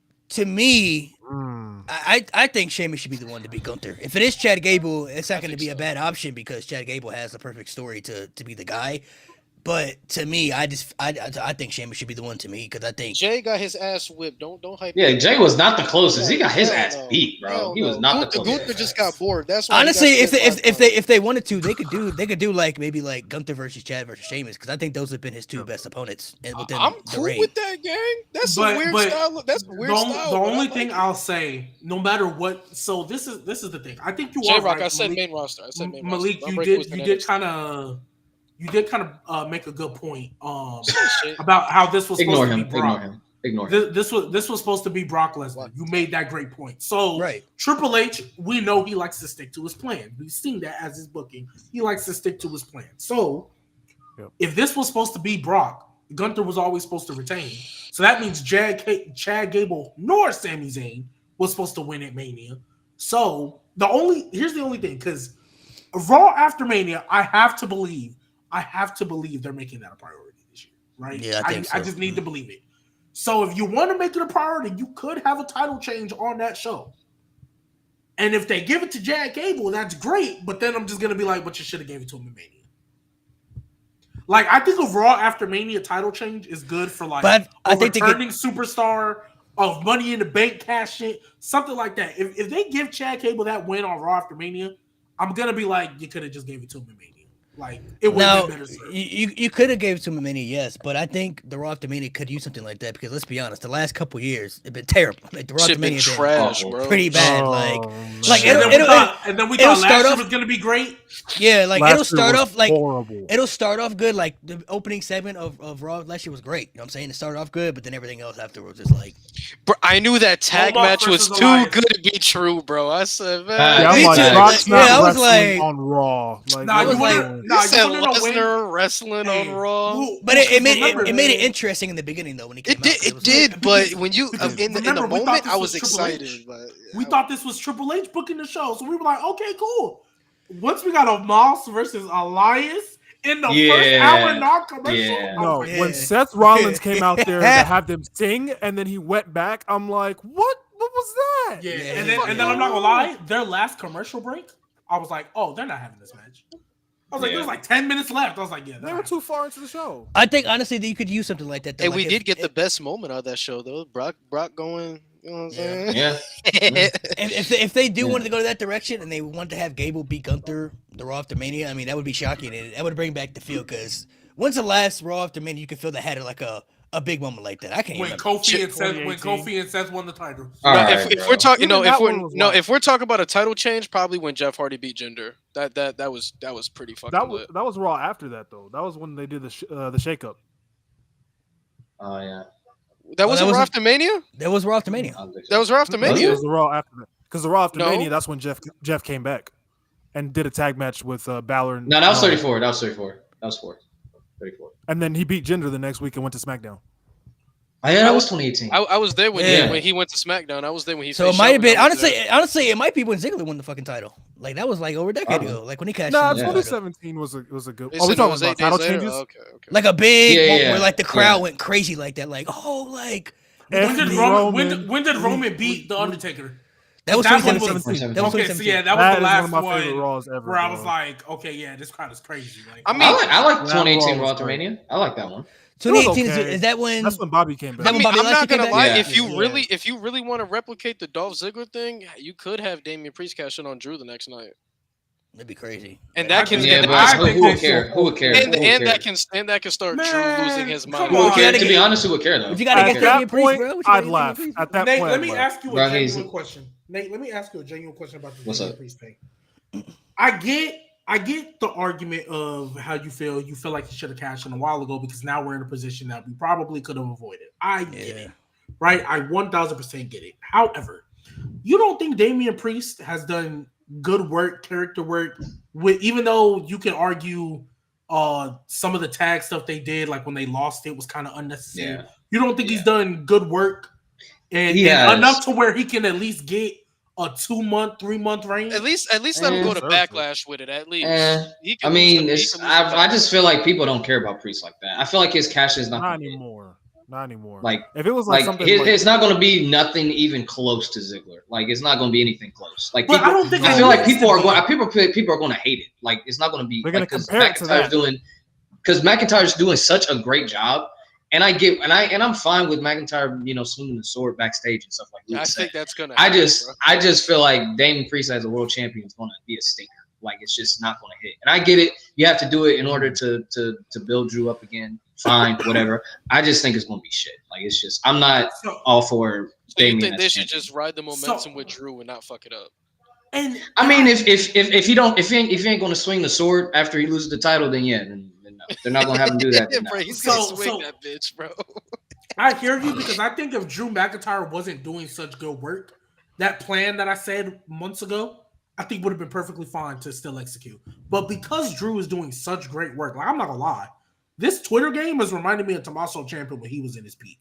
Like this is amazing. I'm not gonna lie. I don't know. That is so disrespectful. That's very disrespectful. That is so disrespectful. That is so disrespectful. But he's not wrong. He's not wrong. Nah, Swagger is wrong. crazy, bro. Swagger is crazy. Del Rio. I'll give him Del Rio. Del Rio. He'll be like Del Rio. He won't be like Swagger. Swagger's atrocious. He'll be like Del Rio. But my thing is Swagger. I mean, he could be on point with that anyway. Nah, come on. I think Damien Priest has more reaction than Swagger. So then let me ask this, and we'll even clip this up. Hey, we'll even clip this up. I'll ask y'all, and Nate, this is specifically to you, but everybody else can chime in. What would y'all rather have? No, you have no options but these ones. Okay. Priest cash in on Drew after he wins. Priest fails his cash in, or Priest cash in on Gunther. I'd rather have Fail. Priest. I'd rather have Priest defend his Money in the Bank again and see what the landscape is like again. I presented that idea. That's what I said. And quite honestly, it wouldn't be the worst idea if you had him defend it and then win it again just to see the landscape again, because then that shows they really want to make a champ. But the landscape is different. Do you want to fuck up Drew's momentum? Do you want to fuck up Cody's momentum? That's the thing. That I'm like, he's in a position where you have two generational champions. You're gonna have two generational champions. If I gotta pick, it's gotta be Phil, because I don't want to see him catching the mid-card title, bro. Okay, so then here's my follow-up. If y'all say fail, you don't want to see him cash in on the mid-card, right? Fine. J-Rock, I skipped Cody because I don't think that's happening. I don't think that's happening at all. That would be so dumb. If y'all say fail, I guess my thing is I don't want y'all to then not care about Money in the Bank anymore. I'm not going to because I still think Money in the Bank has value. No. I think because look, this is going to be the first time. Look, I just think this could be me giving grace, but this is the first calendar or not calendar. You think Triple H can book his way out of this? I think he can. And the reason why is because, remember, Priest was not a Triple H option. That was the compromise they came to because, Vince wanted Logan Paul. Triple H wanted LA Knight. So, Damien Priest was the compromise. They never really had a plan for him. And I think Triple H, just like with these tag titles, which even though I think it's easier to split those up, he's just kind of, all right, we'll just go with the flow. When we have a true concrete plan we like, we'll cash it in. Right, so I think I like the idea of maybe holding it till the next Money in the Bank, but just even though y'all aren't going to care if it's a failed one, I feel like him just not cashing in after 365, I feel like that makes him look dumber than the failed cash in, honestly, because you had a whole year. No, I agree. Yeah, so what I'm gonna say is that it's kind of a damned if you do, damned if you don't situation. It's a lose-lose because you have him fail, and it's like, damn, we haven't had a big Money in the Bank cash in since Big E. But then he's going to cash in, and his title reign is going to be mid. What was the point? He wasn't even – no one's going to remember Damien Priest as world champion. Dead ass, 5 years from now, everyone's going to be like, oh, shit, Damien Priest was what his title reign is going to be? You know what his title reign is going to be? If he cashes in on Drew, it's going to be the same situation as Liv Morgan. Just get the shit off of him. Give him the 1 month run just to get it completely off of him and to start fresh. That's what it would possibly be. So if he cashes in on Drew Raw After Mania, hold this until backlash. Damn, shit, God. Oh, so the Joel Embiid sympathy MVP? Kinda. Yes. Here, bro. Here, just take it. At this point, okay. So then, trust the process here. So fantasy booking. What if, let's say, after Mania they lose these tag titles? And they tell a dissension, and they tell a dissension in Judgment Day, and it's Finn Balor and JD, and they caused Damian Priest his cash in. Would y'all be cool with that? Wait, after WrestleMania they lose the tag titles, maybe they blame Damian Priest for it. There's dissension like they were telling during the Seth feud. You go back to that, and it's Judgment Day. The reason Damian Priest doesn't. That's fine. Yeah, that makes sense. That's fine. Kick him out. Kick him out. Honestly, I don't think Money in the Bank has been devalued. They're just putting it on the wrong people. They're having the wrong people hold the Money in the Bank, and then they don't know what to do with them when they have the briefcase. That's the main issue. They're going into it with no plan. What's crazy is I don't feel like Damian Priest at the time he won Money in the Bank was a bad option. I just feel like Damian Priest, when he won Money in the Bank, stayed completely at the same level where he was at. And then now you add CM Punk to the mix, and Drew completely elevated himself again. There's just too many guys that are just ahead of him, unfortunately. He has not elevated himself. And I feel like Judgment Day low-key holding him back from doing that. Hey, could be right. So before we dive into what I got right here. We're gonna talk about some good and bad WrestleManias. What are some WrestleManias that you guys love and some ones that you hate just for the people? Oh, now's our time to shine. 11 fucking sucks. I watched that shit last night, 30 bro. right now. Why would you do that? Why would you do that? I said I want to watch a shit WrestleMania. I literally legit said that to myself. So you don't have. I chose a shit WrestleMania, bro. WrestleMania That main event, bro. So you don't have self-respect. So where's WrestleMania ever? That last night, man. I don't know. I thought I would laugh. I didn't laugh at all, bro. There was nothing. No. That Mania is just fucking trash. Like, it's not funny. It's not funny. It's just boring. Like, it's not funny. It's sad. WrestleMania 11 to me. And suplexes and WrestleMania 11 to me is the worst one because there's literally nothing good on that show. Like not even. Bro, not a Lawrence song. Taylor in his pro wrestling debut main event to WrestleMania. Crazy, bro. So he got more main events than Samoa Joe. Facts. He does. Lawrence Taylor has more WrestleMania main events than CM Punk. Think about that. Hey, shout out LT, but he did not belong in that. No, facts, bro. Bro. That match was bro. so The bad. fact that Lawrence Taylor and Bam Bam was the main event over Shawn Michaels and Diesel, bro. Like, and Diesel, which was a good match. That was like the only good match on the show. That match was built around Pamela Anderson. Facts. No, the build around that match was trash. She looked like she couldn't wait to get backstage to collect her paycheck, bro. Oh yeah. Pamela Anderson, the porn star. Pamela Anderson, the model, or whatever she is. I don't know what she is. No, she's like she's a famous model or something like that back in the day. Like, I have to look this up. But Pamela I gotta slander the ones that are newer. It's like at this like Mania 9, Mania 2, Mania 11, like those are older. Like they didn't know very well. Yeah, see, I rock with y'all, but like I am never going to sit down and go watch WrestleMania 9. Why would I? I've seen a handful of matches. I'm not gonna lie. The furthest I would go back is X7. I'm not watching anything before X7. I refuse.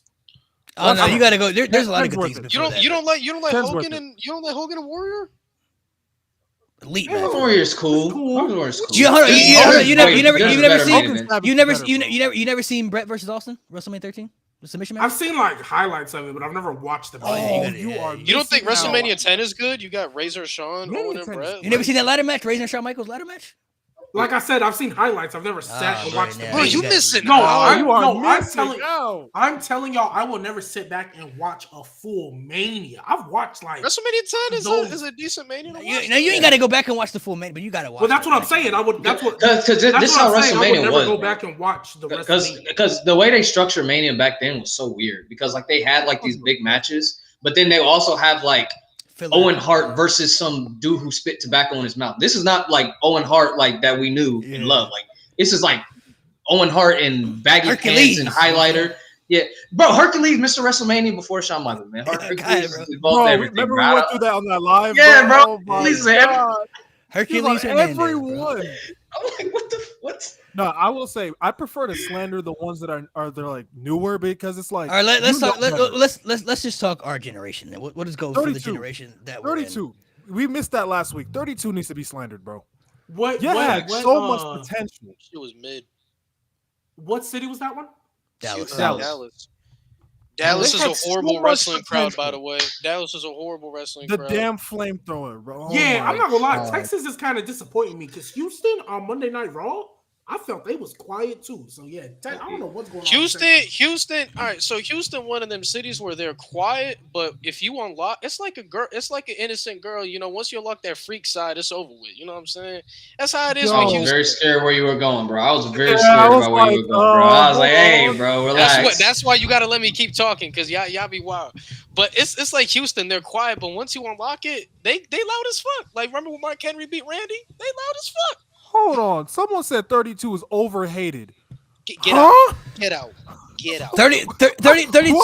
32 had its good moments, had its bad moments too. It had the ladder match. It had the women's match. Triple H Roman Reigns main event? AJ and Chris Jericho wasn't bad either.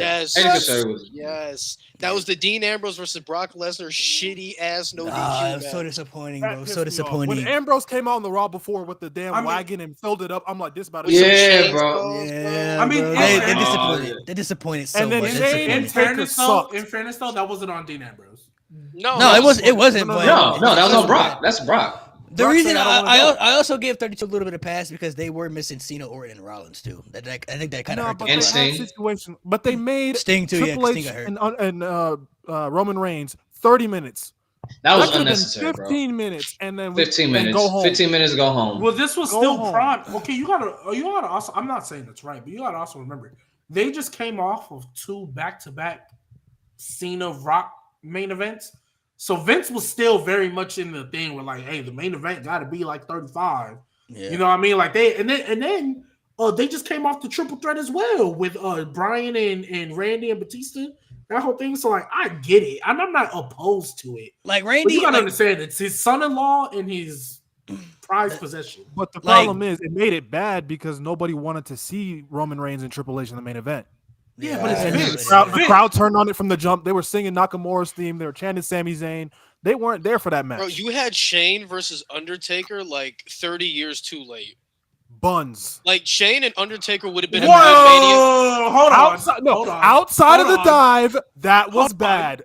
Yeah, Hold dude, that match is slow as hell, bro. The Let match me was look great. at bro. But I will say though, the buildup was really good though. I build-up love was the good. buildup. The buildup The was build was good. great. The buildup That's was what I really love, good. Shane, bro. But if you would have had this match like 20 years ago at a WrestleMania, it would have Bro, been why way was this better. match 30 minutes? What the fuck? It was like Why is maybe- Undertaker and Shane McMahon in 2016 going 30 Bro, minutes? the main It could have been highlight- at least a good. Bro, the main 20 highlights minutes, of you know that what I'm match was 20 Shane. minutes max. Bro, the main highlights of that match was Shane DDTing fucking Undertaker on the steps and then him jumping off the cell. That's it. That's the only thing. I Him remember. jumping off the cell is the only. It's the only important thing. That's the only It good really part of is. the Hey, you know match. what? You know what, Mo? You know what, Mo? That buildup I'm was looking really because good. I don't remember everything, so I'm looking. Hey, back when to Shane it. did that, the elbow drop to the table at Raw, Yeah. that shit was fire. That brawl was That was fire. lit, bro. Now, when he Remember came, when Undertaker literally threw him out of the ring, bro? from when he came back, that build, and he came back in that surprise, and they That was announced great. that was. Bro, really that good. was That was great. Hey, you know what's crazy? Shane don't get credit for his mic work because when he said your legacy died, I was like, oh shit. Yeah, that was crazy.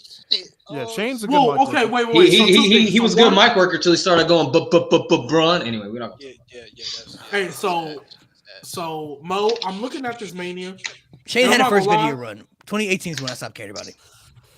I I'm like not his gonna lie, thing Mo. with the Miz when he was attacking with the Miz. I thought that was okay. Oh no. That was adorable. That was adorable. But Mo, I enjoyed it.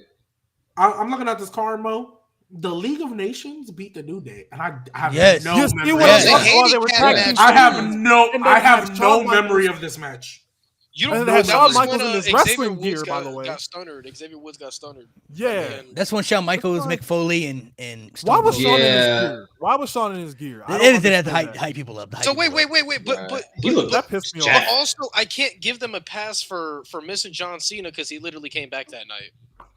He had a was little cleared. segment, but he wasn't cleared. He wasn't Oh, he cleared. wasn't Yeah. cleared? Oh, He wasn't okay. cleared. And then also too. Because honestly, if Seth Rollins never got hurt, I fully believe the Shield would have made it in WrestleMania that year. It would have been a That triple would've threat. been the main event. 100%. Yeah, it Yeah. was supposed to be. It was supposed to be. And That's if- why and Dean if- Ambrose and was if- in the final battleground. two. That's why Dean Ambrose was in the final two. And if the plan was to have like Maivia do like a squash match, like why couldn't you have him do a program with Bray Wyatt? Like, Because they didn't want.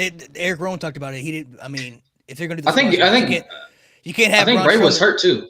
Well, you can't have Bray get squashed. That's terrible. And you can't. no, have Braun- but I'm saying if the plan was to still have Bro on the card, why not just have a regular match with Bray Wyatt? Oh, Have a yeah, segment with I know. Bray- Well, remember not a the segment, Rock. but like have a built-up match with Bray Wyatt. Well, you also got to remember the Rock. Ever since he tore his triceps or his pec, whatever it was against Cena, Yeah, he was like, "Yeah, nah, I'm cool off that." Because No, I he delayed. I don't know what movie he did, but it delayed it for like Hercules? 8 weeks. delayed and they were Hercules. I think it pissed was, about it was Hercules. Yeah.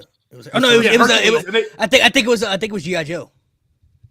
It was I think it was G.I. G.I. Joe, Joe. and they were See, pissed I about it. get They that, were but pissed about it. it's Bray Wyatt. You're not gonna have to do too much. You could have did something. Well, cinematic. no, to be honest, they Why? should have did what they originally was going to do. That was Bray and Brock, and they changed that shit.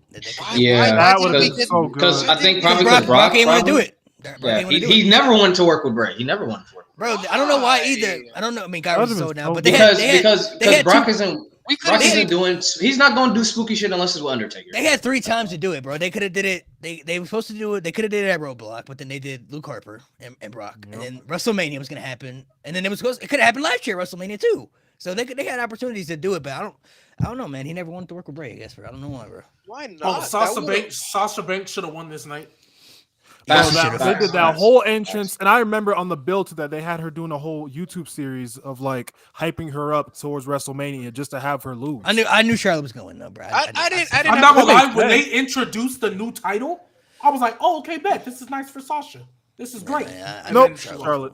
I didn't At least Charlotte's reign was I didn't alright. have a problem who won that match. To be honest, I didn't have a problem. As long as it wasn't Becky, I don't think Becky should have won it. Becky was not ready at that time. I was like, she was not ready to win that title. That's true. Nah. You go back and look at Team Total Divas. you go back and look at Becky in that time. It's crazy, bro. Eva Marie, I know that. Eva Marie, That was- Natalia, That was the pre-show. That was the Hey, pre-show. That was the pre-show. I know, but Eva Marie, Natalia, Paige, Brie Bella, and Alicia Fox. Nikki Bella. The cast of Total Divas.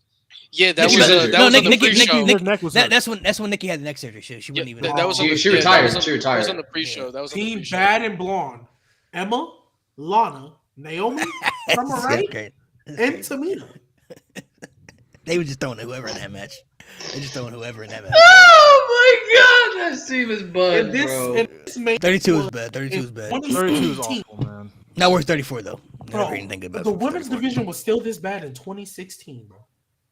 And I This is like to beginning. associate. Yeah, this is I the like beginning to of associate the 2016 as a good year for WWE. But Bro, It was a great year. Yeah. Bro, this Mania pissed me off because this was the first time where I felt like the Andre the Giant Battle Royal could have meant something if they did something with Baron Corbin, because that was such a great way to debut him on the main roster, and then they ruined it. He won And the don't Battle forget- Royal. You should have threw the mid card something in the next couple months for him, but Hey, they didn't. hey, you with bro, Dolph don't Ziggler forget, for 4 months or something like that, bro. Forever. They had him with Ziggler at Money in the Bank. Bro. Hey! Don't forget, bro. Shaq came out. Don't forget that. Bro. Yeah, Y'all the remember- panda. And they the were gonna panda build came the at the big panda. Defending, bro. The panda. Bro, the Defending. U.S. title was such a weird. Hey, when I heard that song, I was like, "Who the fuck is Bro, this?" the U.S. And title. I saw Shaq. I was like, the Gang, the U.S. title was so weird around that time because you had Kalisto. Corbin, Styles, and Ziggler. Then you had Corbin, Styles, and fucking Ty Dillinger. Like it was so weird at that time. Hey, don't forget that was Kalisto. 2017. Kalisto was That was was the 17, champion. At He least. beat Ryback. Hey, Ryback wait, in the match. and he You beat beat Ryback. Ryback. You beat Ryback on the pre-show. And Kalisto being a Del Real was hype. I was hyped, bro. I ain't gonna lie. Yeah, No, that was yeah, though. That was. I ain't gonna lie. This was I around. like moments like that because it was unexpected. This was around the time. So from 2016 to 2019. This is around the time when And he had a takeovers. failed cash in. This is around the times when takeovers were outshining WrestleMania. Like they had Facts. takeovers the night before WrestleMania, and then they were Takeover outshining Dallas. them. They were outshining them. Takeover Dallas, Orlando, New Orleans, even Takeover Orlando, bro. Like they were outshining all these WrestleManias. But some of these WrestleManias, they sprinkled in a little bit of good moments, but overall they were not good WrestleManias, bro. They were not good WrestleManias. Bro, Yeah, because I remember at the time we were overhyping 33, and 33 as a whole was not that good. It's 33's okay. Is this the It's one with okay. the roller coaster? Yeah. That Yeah, stage was yeah. beautiful. That stage was beautiful. Yes, yes. The only thing that hurts 33 to me was just the main event, bro. The main event wasn't good. That's the only thing that hurt it for me. Roman Reigns and Undertaker. Bray and Orton was Everything. good. Bray and Orton was Jericho bad. Owens was okay. But you could have got away with it as long as if you had a good main event though. Like if the main event had been good, Yeah. people would have been like, okay. But like it's They had a the good fact the main opener. event- They had So a we can couple good agree matches Shane and in AJ was the between. best match on the card, right? All right. Yes. easily, bro. Easily. Bro, And Shane then had a we can shooting star agree match. the second best match on the card was Neville and Austin Aries, right? All right, cool. I didn't watch it. I didn't You care. didn't watch it? pre-show. That was the pre-show. No, bro, that's pre-show. I don't watch pre-show. I don't watch pre-shows, bro. I don't watch. Bro, that pre-shows, match bro. was great. Go back and watch. It that was a match. good Hey, I'm not gonna lie. I will say though, because you know why I think the main event could have saved it too, because Brock and Goldberg was also good too. The main event. It was. Yeah. It If the main event had been good, bro, the main event would have been okay, bro. It could have survived, bro. Bro, I'm not gonna hold you. Wait, Roman Reigns versus The Undertaker was no holds barred? I never did Yes. that. Yeah. bro. I totally Ray forgot and about Randy was 10 minutes. that. Yeah, Yeah, it so was- I'm not gonna it lie, was close, 33. The reason I'm gonna tax it is for a couple of things. He's gonna tax it. I'm gonna tax Mania 33 because I'm not gonna hold you. As much as I love Seth them, Rollins and Triple as H much was as I decent, love too. them, they ruined the most popular tag team they've had in a long time. Enzo and Cass. Enzo and Cash Yeah, could have I been get New that. Day levels, could have been Uso levels, and they were holding off for so long to give these niggas the title, bro. And I'm like, It was okay, hard to because show we get up. into Mania, bro. I'm not gonna lie. When the New Day were cut, because this was around the time I wasn't looking at dirt sheets and stuff. So the New Day are like, oh, this is gonna be a fatal 4-way. I was like, oh, that's nice. I guess they're cleared to go now. Hey, Enzo and Cass better win. When I heard that music, I couldn't be lost my happy mind. for the Hardys. I couldn't be happy. I couldn't. That's crazy. That's couldn't. crazy. No, you I wanna was- know why? I was- The I was reason like- I- no, I the was reason like- I couldn't- You mean a lot. No, the lot. reason I couldn't, bro. First off, I'm not a big Hardy guy anyway. But the reason I couldn't is because I knew Enzo and Cass were losing. I knew Enzo and Cass were losing. That's I was like, racist. there's no way they're gonna debut and Enzo and Cass are still finna win. There's no way. And I was pissed because then what happened with Enzo and Cass? They broke them up. They should have turned Enzo and Cass. He would have beat the Hardys, but I digress. No, they should have beat the Bar. Enzo and Cass should have beat the Bar afterwards. They shouldn't have broken up anyway. Facts. That's all. I think they broke up because Enzo was a problem. I think that's why. That's also true. Who knows why they broke Well, up. it would have fell apart eventually. Vince honestly Well, probably Cass wanted to was a problem too. Vince probably wanted to push And Big for Cass and different then reasons. realized he didn't want to push him anymore. That's what happened. He realized 'cause he's a big dude. And he's like, oh, I want to push this guy. Adam lose to Brian back to back. Because he was losing. Yeah, so they honestly they never. Is they were Big going with the tag Cass team. a less charismatic Von Wagner? Oh my! I wouldn't God. say less charismatic because in their prime, Stop it! I No, think Von Wagner I think clears. in their prime, Von Wagner I think clears. Cass was way. Trent, more meet me in the problematic. lot, bro. Von Meet me in the Wagner lot got an there. announce table over. Oh, Mo, We're I'll not speak doing for that. No, you're Jeff right Hardy. about that. You're right about that. Oh, Mo, I'll speak for Trent because we have the same thing. He's a spot monkey. I hope you know that. Who? So we're just ignoring Hardy. Jeff Hardy versus Triple H at No Mercy. You know what you do, Mo. You know what you do all the time, and I love this. I studied you. I know your game. When I say something about That's somebody, racist. you'll always bring up one match. I can bring Like, up that's multiple. supposed I to just don't want to change. waste y'all's Like time. that- I just don't want to but- waste y'all's time. No, but you can have a series of great matches that doesn't change what you are. What? It doesn't change what you are. Alright, so let's be G, real. I'm not gonna lie to you. Hey, let's keep it a buck. This is- Y'all this not gonna is like it. Y'all disgusting. not gonna like it. But let's be real. Jeff Hardy. He was what Darby Allin is right now. Darby Allin gets he's gonna wow you. Ooh, I jumped off a ladder into some glass. I did a swanton bomb into a ringside table. That's what yay. This is awesome. Holy shit. Niggas a spot So monkey, bro. I Make your will. All Wi-Fi right, live. so I'm not. I mean, he gonna said ne- wrong though. So I'm not going to necessarily disagree that that's what Jeff is known for because that is what he's known for.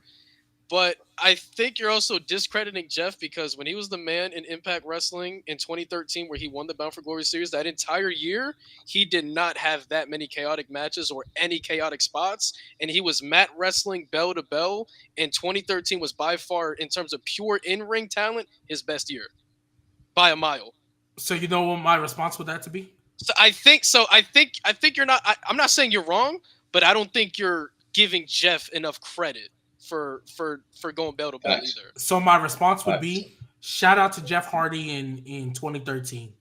Still a spot monkey. I'll take it. Shout out to that year though. Shout out to that year. I'm not I'll take doing it. this with you today. I'll take it. He- I don't want G- to talk to him anymore. G is right to an extent because that's what made Jeff Hardy famous was Yeah. being the ultimate daredevil. Yeah, that's why sure. that's Yeah, why a lot of people fell in love with Jeff Hardy because that was his style. He was willing to do things that other people weren't willing to do. You know what I mean? But everybody has different styles, so I don't think it takes away from Jeff Hardy. That's what everybody course. brings to the table. Everybody brings different stuff to the table. Like Yeah, that's Jeff what Hardy, he does. that's what Jeff Hardy does. Yeah, and I didn't say he was bad. I just said he's a spot monkey. Why do we love Darby That's Allin? not all he can do. Who's That's we? not- Why do We we don't love love Darby Darby Allin. He's cool. Why He's do cool. people love Darby Allin? Why do people love I'm Darby sick Allin? of you. Well, there's different. Depends who you ask about Darby Allin, because there's a lot of people who don't like Darby Allin because of his Facts. spots. There's a Yeah. lot of people who actually believe Darby Allin is actually a very good performer. It's different I think perspectives. Darby. It's I like- think Darby can wrestle his ass off. That's where I like Darby. I don't like him going through all this crazy. I mean, shit. I think he doesn't need to. I mean, he's everybody better has than every. Jeff in I'll say the- it like this. I Everybody agree. has, He is better than Jeff in the ring. Everybody has their different styles of wrestling. There's a reason why Mick Foley was beloved the way he did because Mick Foley was the hardcore legend for a reason, bro. He's doing Stop things. bringing up that- Victory Road, man. Come on, man. Are we There's- really? Are we still there's different defending things. him? There's different things that people do that other people aren't willing to do. That's why ECW was the style for certain people because ECW was a different type of wrestling that WWE, WCW didn't provide. Some people like that stuff. You know what I mean? So everybody brings something different to the table, man. Everybody brings something different. Whatever you're able to do to connect with the audience to make you have a connection with them. That's what it's all about. You know, Rey Mysterio was like that because he was a high flyer. He was a small guy who could do things that other people can't do in the ring. You know what I mean? So he had that type of connection with the audience. Jeff Hardy, Daredevil, the face paint, like has that type of connection with the audience. So whatever works for people to connect with the audience, that's what it's all about. But I understand your perspective because that's what he was meant to do. That's what he does. Like Jeff Hardy is a spot guy. That's majority of his big moments are moments jumping off ladders and shit. And don't get me wrong, I get what G's saying, and this isn't directed towards G, But I feel like when people use the term spot monkey, especially when it comes to Jeff Hardy, and this is not directed towards you, talk about in a general setting. When people call Jeff Hardy a spot monkey, I feel like they automatically put him in this box that he can't wrestle. But we saw when TNA or Impact made him the man, and they started building him up in 2012, and he was by far probably the best wrestler in 2013. He did not have that much chaotic matches compared to what we're used to seeing Jeff Hardy, and he wrestled and went bell for bell every single time he wrestled. He had classics with AJ, classics with fucking Bully, classics with fucking Bobby, Bobby Roode, classics with James Storm. He had classics with fucking Robbie E. Like he was like Matt wrestling. So I feel like there's a negative connotation with spot monkey because people automatically assume he can't wrestle, and that's just not true. Because I've seen Jeff at his peak, Matt wrestling, and he can wrestle. Yeah, he's a good wrestler. I think his identity is just he's the daredevil. For the high spots. He's the daredevil. That's his identity. If you want to use spot monkey, I feel like you could use more of that for like Shane McMahon. Because Shane McMahon, like, for sure. When you watch most of his matches, not saying Shane can't wrestle, but like every time he's in a match, it's gonna be in a high spot because that's what he does. But that's why the people also love Shane McMahon because he does things that he doesn't have to do, but it's just the type of person that he is. You know what I mean? Like he ain't got to climb 50 feet in the air and jump off a damn structure. His best matches against Kurt Angle, and the best moments in that match is him doing some crazy ass spots. Yeah, like, but like Mo, it's also too like it's not like that's just who Austin you are. Aries, I just feel like some people overrate Jeff, and it's not. I don't because there's a lot of things that go, but there's a lot of things that go into because, like for example, Bret Hart, that man is an in-ring merchant. Oh my! You know God, what I mean? You know what I mean? Like Bret Hart. All right, man. Back to the WrestleMania. Started slandering Bret. That's back to the WrestleMania. Did we start slandering WrestleMania 30? The reason I say that, WrestleMania 30 now. Hey, the reason I say that is because Bret Hart, great in ring. You could argue one of the best. However, top 3. That's where it stops. No, is he top 3? No. In ring. I don't have in ring. No. Technical wrestlers, yes. Top 5 at technical, worst. yes. Technical, yeah. Yes. Yeah. Okay. All right. Cool. At least we can that's what I'm saying. But Bret Hart, like, yeah, in ring, great. I'm not never gonna take that away. After that, though, that's why your Wi-Fi lagged. Exactly. On purpose. No, after that. No, you lagged. We heard the robot. You did lag. You did lag though. You did lag. I don't know what's going on. No, bro. I will say. I understand why y'all don't like Bret. Y'all want the girl more here. From You slander. I understand that. Slander on Bret, so she's fucking. I didn't know Jeff Hardy wrestled at Wrestle Kingdom. That's so random. But that's like Yeah, right? everybody brings. I feel like the way I look at wrestling is that every superstar brings something different to the table. Not every superstar may have the total package like a Shawn Michaels or Did Shawn have the total pack? Let me start. Shawn. No, yes. I love like, Shawn. Yes, I he love did, Shawn. bro. I love Shawn. Shawn is not everybody may Hurt. have the total package. Like everybody can bring something different to the table. Like when I watch certain wrestlers, I just understand what certain people bring to the table. Like if I go back and watch a Goldberg match, like I don't expect Goldberg to put on a Shawn Michaels type match. I'm not watching Goldberg's matches for that. Like I watch Goldberg matches for his character because I want to see him destroy people. You watch Goldberg matches? That's what he does though. That's what got Goldberg over was his gimmick. Chris Jericho? No. You look at somebody like a Bret Hart. Bret Hart was popular because of his in-ring style, because he could wrestle, he could have good matches. You know what I mean? Like, I don't think people were watching Bret Hart to say, "I want to see this 20-minute Bret Hart promo." Like, they want to see Bret Hart in the ring wrestling a match because they know he's gonna have a good match. Everybody got something different to bring to the table. As long as you are able to get over and have some type of connection with the audience, you're doing something right. Exactly. You're right, but that's why I feel like for example, a guy like Kurt Angle, I feel like he clears Bret. Oh, Yeah. I agree. Because Kurt Angle, You know what I mean? Overall package. Kurt Angle was entertaining. He could be entertaining. Way He could better. do a lot of things. Massively entertaining. Way better. Kurt Angle could do a lot of things. You know what I Show mean? me deserves Bret a Hart's flowers. name, sexy Bret. Come on, man. But that isn't detriment. I don't think that's a detriment to Bret Hart though, because Bret Hart just It's he not. didn't have that type of charisma. He just was a good wrestler. So I guess mainly I feel like it addresses like for You're example, calling when him people say- Kareem of the era. when people. Wait, what'd you say? He's calling him Kareem. Dominated in a weak era. That's what he thinks. That's what he thinks. God, we're not doing this today. I mean, is he lying? You think though? Cat is a bad player? Like, what are we doing here? He is. He A is. bad player? That like, Yeah, listen, He's the only person I know that can make dropping 60 be so unimpactful. What do you mean? Oh, that's all What down to Jordan. do He you mean? got Devin Booker dropped 71 and lost too, bro. And Devin Booker is the shooting guard version of him. Jordan dropped 63 Oh my and And lost. Devin Booker is the shooting guard version of him. They the same. Oh my goodness. They the same. Oh my This guy. One just goodness. made it further. One just made it further. He just yapping, bro. He just yapping, bro. Oh my You gotta God. stop this. Hey, G, you know what's crazy though? That 60-point game, Cat only took 2 shots in the fourth. Didn't he miss both? Did he clank both? To the Charlotte Hornets. This is ridiculous. That boy lost to Brandon Miller. He got cooked by Brandon Miller. Brandon. All right, so Oh my God. I have. Is there any more quick WrestleMania you want to slander or ones y'all want to fuck praise? 30. 30 is 30. trash. Can we 30 is stop trash. overrating 30? Please. For the love of- 30 had one of the greatest moments in WWE history. Sure, but that That's doesn't where it carry ends. into the That's top where it 5 ends. and top That's where it 3 ends. range for some Anything people. I'm like, we regarding gotta Daniel stop. Bryan that Mania, perfect. Everybody Perfect. else can get the fuck out. Kofi Mania better. Oh, wow. Ooh. I mean, I told you I see your perspective on it, but I disagree. But I Hey see man, why all I'm you- saying is everything that made WrestleMania good made Kofi Mania that much better. Kofi Because Mania you know like who built the off of- antagonist was?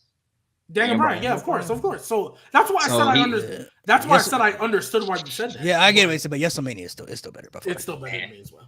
I mean, I have WrestleMania, but That I build- mean, that- I that respect you build- saying no, Kofi think Mania about because Kofi Mania it No, does Kofi get Mania was underrated great. on what it Kofi did. Mania was great. Kofi Mania, it gets Kofi Mania underrated. was fantastic. We Kofi done with Mania- 90s It wrestling. It doesn't. I don't think it gets talked about a lot. You said anymore. we done with 90s much. wrestling. No, we're not. You and Tio can I take think that trend. yeah, and shove it up your WrestleMania ass, Trent. was better for me because of the long term build, and I don't know if they could We do ain't it done today. with 90s bro. wrestling. Y'all crazy as fuck. I mean, it wasn't supposed to be. There was only 8 matches on this thing. That's kind of low. Yeah, for fuck Mania WWE. 30, man. That's Fuck also Mania. the Mania where they should have pushed Cesaro as Someone a say star. WrestleMania is mid. All right, man. We're All done. right, we're pushing it. Yeah. We're Not I- not the pushing it. Daniel Bryan stuff. Can But I? Mania AJ 30, Lee, yes. AJ Lee defeated the entire women's division. And it was mid. And Yeah, nobody she did. cared. The And it crowd was was mid. so dead because they just saw the streak get broken. And it Yeah, was that mid. was a Yeah. death spot. That was a death spot. They I mean, gave who her else a are you gonna put there? spot. Who I else feel you like gonna it. put there? I feel like it'd be a death spot. I'm not discrediting AJ Lee, but nobody cared about the Divas division at that time, bro. At all. Yeah, and that's why they put him there. Yeah, Nobody that's cared. why- So it was nobody like, cared. They came on right after the streak ended, bro. yeah. So that, yeah. Love you too, Trent, but we not done with the 90s wrestling. Y'all can fuck off. Yeah, Hell we gotta no. stop this, man. We Yeah, done bro, I with literally- the night. No, I'm kidding. Oh, we We done done I literally with Bret just Hart. watched- We done with Bret I'll Hart. say Just it's literally watched- overrated. I'll say the 90s is overrated. I'll say the Yeah. 90s is overrated, but we're not Yeah, gonna say yeah. that we're done with the 90s, bro. Nah. Yeah. I'll say the Attitude Era gets a little bit too much credit, but it's still good. Yeah, Hey it doesn't get G, too much G, credit. you know who we done with though? Joe Montana, Patty Mahomes is better, baby. Let's go, baby. Let's go. Oh, he been better. Oh, He been better. yeah, that's been Let's the go, thing. baby. Let's go. We're We done with Joe that. Montana. That fraud. You know who else a fraud? Elway. Get him out of here too. John Elway not even top 10. We keep it pushing. Fuck He Broncos, not man. even top 20. I'm gonna keep it a B. Keep it a B. But nah, bro, I'm not He's gonna lie. kind of a Mania fuck. 30, I feel like it's not that bad of a card for real. I think it had some poor decisions. Like I think Bray Wyatt should have beat Cena, Yep. Facts. Yep. and you can say what. But other than that, I mean, the Shield they weren't gonna lose. Boring. That Yeah, that was boring. I mean, That was a 2-minute match, bro. And I'm a It's a Shield 2-minute boy, match. but It is boring. what it was. oh yeah, it was a 2-minute match. How's a Bro, 2-minute match boring? It bro? should have been Happened in Shield 2 versus- minutes. Can we It should've been also Shield agree? versus Can we Wyatt, also bro. agree bad decisions like overpower good matches? Because like Bray and Cena, that was a good match, just wrong was. decision, bro. That's Same why with I Booker just T and Triple H. good match, wrong decision. That was Mania 39 night 2. Mania 30 Yeah. is oddly short. There was only 7 matches on this card, actually, if you don't count the pre-show. Like, They didn't I want don't to kill remember. Yeah. WrestleMania. I don't They- remember. I The don't roster remember it wasn't being that short. the roster wasn't, you know, It was the What it Nah, would they be did the like in Shield. like 5 years, yeah. It was the If they did the Shield and the Wyatt family at WrestleMania 30, then this might be a different. that's what they should have conversation. done, bro. They should have done it. They should've. Well, Different Well, we conversation. thought they were trying to put Bray Wyatt over Cena. and No, they he should just have no, came off of done beating. Cena. Should have just Cena. They should have did Shield versus Wyatt family because the Wyatts literally beat the Shield at Elimination Chamber. should have bro, just so Cena and Taker that year. You could have seen Taker that year Yep. Facts. But nope, Brock and Taker. Now Streak's dead. because all they had to do. Dang, the Shield went back-to-back years beating randoms in a freaking 6-man tag. They beat the Attitude Era. If they would have had the Shield versus the That's Wyatts, so crazy. you could have had the Shield versus the Wyatts. You could have had Brock Lesnar and Batista. You could have had WWE Daniel could've Bryan. been- You could have Daniel Bryan, Randy Orton 1-on-1, like it should have been, because that was the whole story. And then Triple H, I mean, he was going to face CM Punk, so obviously you could have found something else for him to do. So he could have fought. Probably would have made it a triple threat. Honestly, just throw Triple H. You could have made it a triple They threat. could have did the same thing. They could have did the same thing. Yeah, you could have made a triple threat in the main event, throw him in there because he's the authority figure, so you could have did something like that. But if you did Cena versus Taker, Shield versus Wyatt, and Batista and Lesnar, that'd have been, man. They could have been with the right decisions too.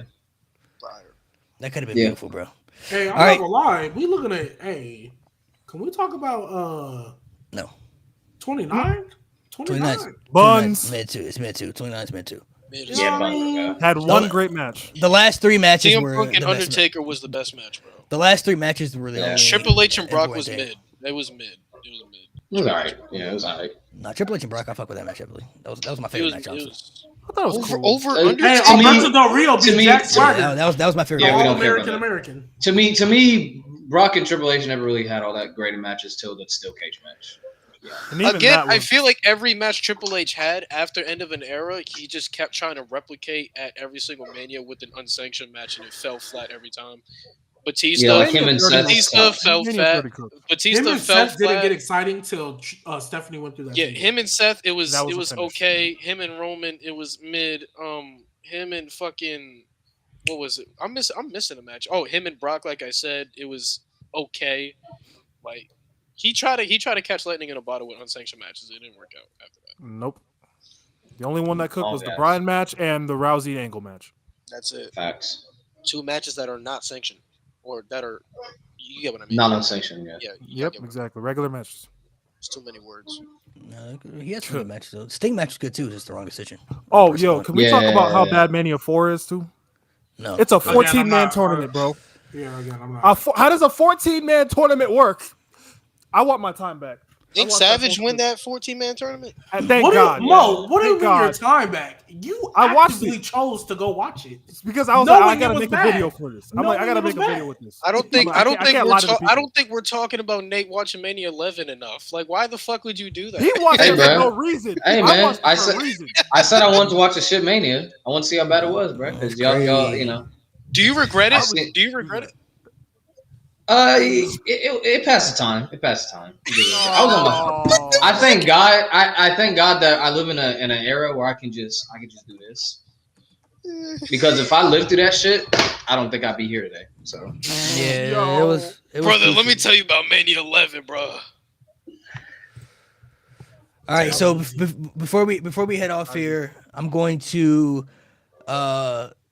just throw out some random WrestleMania matches for you guys, and you guys are just gonna tell us how you feel about it. Some are gonna be good, some are gonna be bad. So everybody can go individually. I'm just gonna throw out some random matches here, and then y'all could just a Hercules match. Y'all give out y'all honest opinions. If you haven't seen the match, you haven't seen it. But I'm gonna throw out just some random matches, and then y'all gonna just give. Everybody's gonna be able to go one time at a piece, so everybody can go one at a time. So I'm gonna throw out some good ones. I'm gonna throw out some bad ones. I'm gonna throw out a mixture of a variety. So what about we're gonna start off with this match. I got pictures too, so we're gonna start off with this one. Mayweather and the Big Show. The second greatest celebrity match ever. You know, it's funny. We watched this and in high school. We watched this match. The teacher just threw it on. We watched the entire match. It's good. It's fun. It's a fun match. That's a fun match. It's a fun ass match. It's fun. What about this one right here? Brock Roman, WrestleMania 31. I've told y'all my favorite match of all time. Oh, you gotta give credit where credit is due. They're honestly it's between the SummerSlam match and this one. Nope, that's my favorite. Heist of the Century Seth enhances that match. Beautiful. Enhanced. It's a great the match match. Before it was great, and then they enhanced it with the Heist of the Century. Yeah, their first match together and their last match together is their best matches. Everything in between, which is pretty sad. Yeah. That's why I was expecting 34 to be so good, but nope. Overrated, the most overrated piece of shit ever. It's good. It's good. Overrated. I like it. Okay, match. It's good. In the last 10 minutes. I don't mind them pacing themselves because it's the first match of this kind in WWF. The only issue with this match, you built this system of you scored, right? You 1-1, 1-2, and then all for it to go to sudden death 0-0, not 1-1, not 2-2, but 0-0. Everything for that. Honestly, the match is good. They paced themselves for that time. They paced themselves very well. It's a good match, but it's just it just makes no sense why they just had it. You build all this up and it's 0-0, and it's like sudden death. All this for one fall. So it's. That's the only thing about the match. They could have just had a straight up match and it would have been way better. It's not a top 5 Iron Man match. It's not. I'm tired of people acting like it is. Cena Orton clears. Dolph and Seth clear. Bailey and Sasha clear. Absolutely. MJF and Danielson clear. Absolutely. Most overrated match in WrestleMania history. Period. Oh, that's I have to look back on my list. All right. Let me start off let me start this one off. My favorite worst match to watch, because it's just so bad that I just got it. Bro, they had a stare off for like 6 minutes, bro. And the crowd chanting, the crowd booing. And Stone Cold back. What am I here? Oh man, terrible. I don't know what else to say. And they kicked out of each other's finishers with no buildup. Y'all ain't got nothing to say about them. Nothing. It's ass, bro. What can we say that's already been said about this match? One of the worst matches in WrestleMania history. It's the best nothing. I mean, the entrances were cool. Well, I guess you have the entrance happened. The match happened. They had 2 guys who were going to leave. The most over person was Stone Cold, and he wasn't wrestling. Do you guys? Okay, to be honest though. Do you guys think the crowd made the match worse because they knew that both guys were leaving? Yes. No, actually, I've watched it. I tried to watch it on mute. It was still bad. It's just a bad match. I think is any match on mute good though? There's a few. I watched a lot of matches. Goldberg Lesnar from 33 was good. The thing is, for me, crowds in those type of matches do make it better because this shit is so ass. You need something like Roman and Brock, like that crowd. Like the match sucked, but at least the crowd gave you something to laugh at. Like they're chanting, "This is awful." Like it's just funny. No, it's all around that. Bro, they had a stare off for like 6 minutes, bro. Before you can tell they didn't care, bro. They didn't care. They kept walking around. They kept. I bet they had a conversation. Was like, dog, what is the most egregious thing? Shout out to Brian Zane. Brian Zane's review of this match had me weak. I have to rewatch that. I haven't watched that in a while. I have to rewatch that. Shout out to Brian Zane. He said Brock had this one scream where it like faded away. I was like, oh my god. Is he a YouTuber? Yes. Yeah, he's wrestling with the Red. Weird, but okay. It was okay, but has one of my favorite moments where Cena lifted. Facts. Yeah, of course. I'm a sick fuck, so I wanted to see the AA happen when Edge was underneath, but I digress. Oh, he would have died. Yeah, he would have been done, bro. He would have been done. I'm a sick fuck. I'm always disappointed when I see him hop off. I'm like, God damn it. What about this one right here? What about this one? So disappointing. Oh my! Too late. Edge should not have turned heel. Too late. That's how I feel. I was there for that one. Too late. Oh, you went to I watched this one live, bro. I was with my friends with this. Thank God I was with my friends. I probably would have fell asleep if I wasn't, bro. Yeah, same. I was like, bro, this is gonna cook, and then it was just like, it's okay. It's all slow, bro. To me, happened too late, man. Oh my god. Man, like I said, good match. The worst bad finish. Yeah. How long was it? How long was it with Triple H after the he hit that 27 seconds. 27 seconds. That match set Kofi Kingston back 11 years. That's crazy. Dog. Shouldn't have been in the showcase. G Baby's favorite match. Yeah. That's how I feel. G Baby's really good match. Right winner? Good. Right winner or wrong winner? Right. In hindsight, right winner. In hindsight. Okay, yeah. In the moment, I was like, man, this is no. But using hindsight, yeah, right. Like for a long-term decision, it was the right winner, but that was when they buns and boring. Yeah, bad. Why boring. Does this exist? Way too late. Should have been. This is the Mania that really needed to be 2 nights. It was the first 2-night Mania. It was the first 2-day Mania, bro. No, this is 35. That was 35. No, I'm saying no, but they went into midnight. They went past midnight. Oh. If you're on the East Coast, yeah. True. Yeah. Got a couple. We'll throw out a few same more. with Triple H booking. Get this match off the screen. Next match. Good Yeah, match. you don't like that It was mid beforehand, though. It was mid The match was beforehand. to mid. me. The entrances were. Hey, he cool. had the Attitude Era versus the WCW. You know, like Yo, what was the that, 2 years Terminator later or entrance something like was that. so dumb.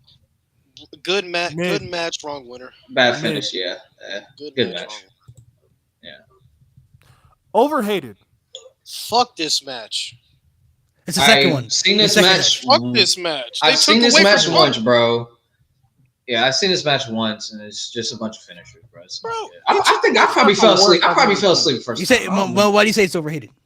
It's not the worst thing I've ever seen. People pretend like it's like a top 10 worst main event of all time. I'm like, it's not that bad. I've seen significantly worse.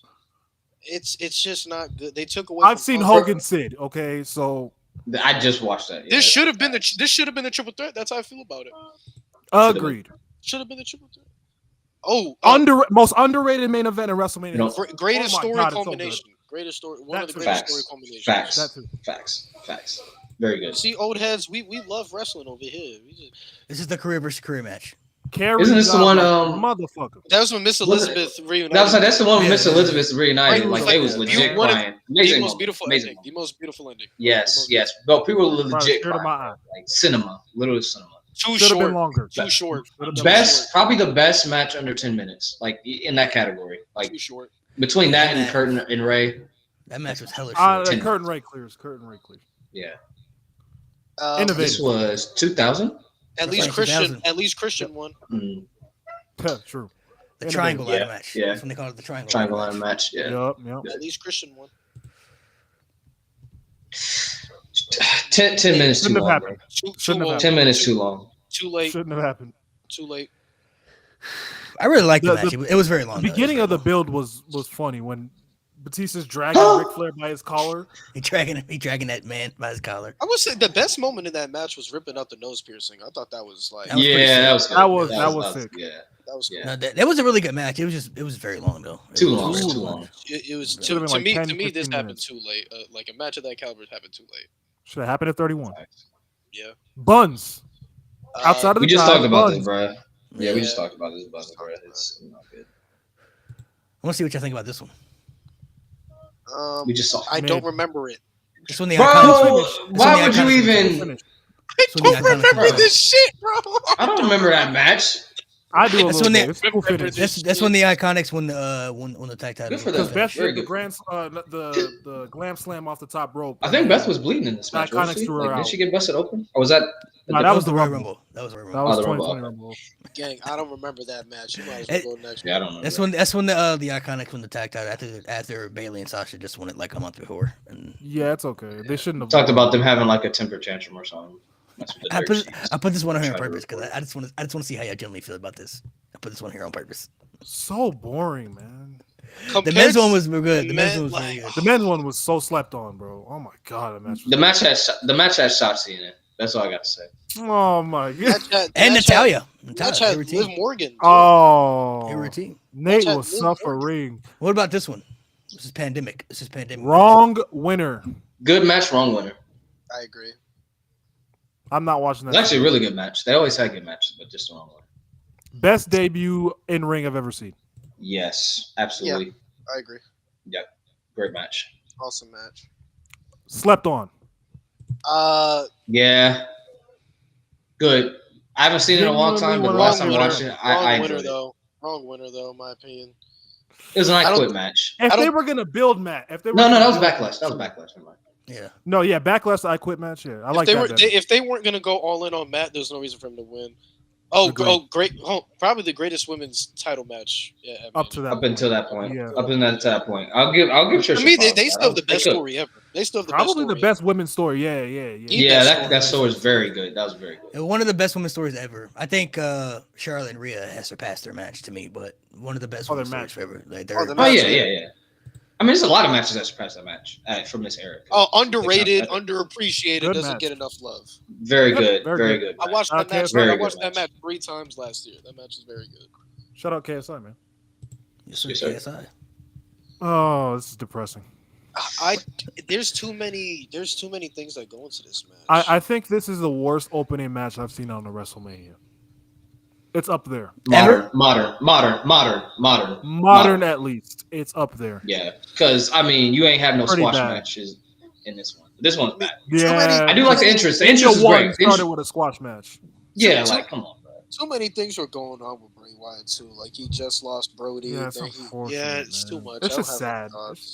It is sad. The fact that he lost though, and Alexa Bliss turned on him and did nothing with it. But the entrance, and then they released him. Yeah, and gave his gimmick to someone else. Yeah, it was. Yeah, it was pretty bad. Yeah. Oof, cooked. Beautiful Cooked. match. Beautiful match. Probably the blackest moment in WrestleMania history when Bianca's dad almost jumped the barricade. That is such a black father thing.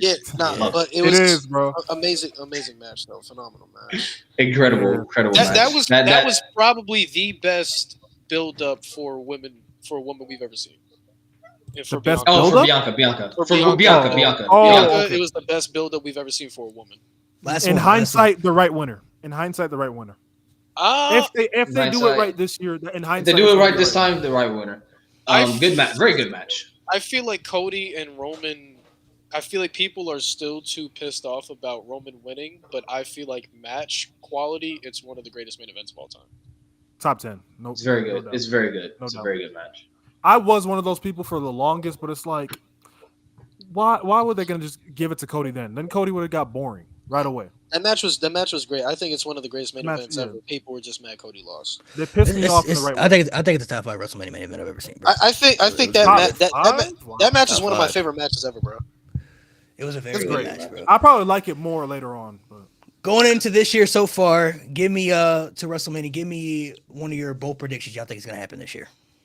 As far as the matches that we've seen so far, we don't know what else is going to be announced, but a bold, as far as maybe a winner that you don't think people are going to think is going to win, or a match that's going to steal the show that people are sleeping on.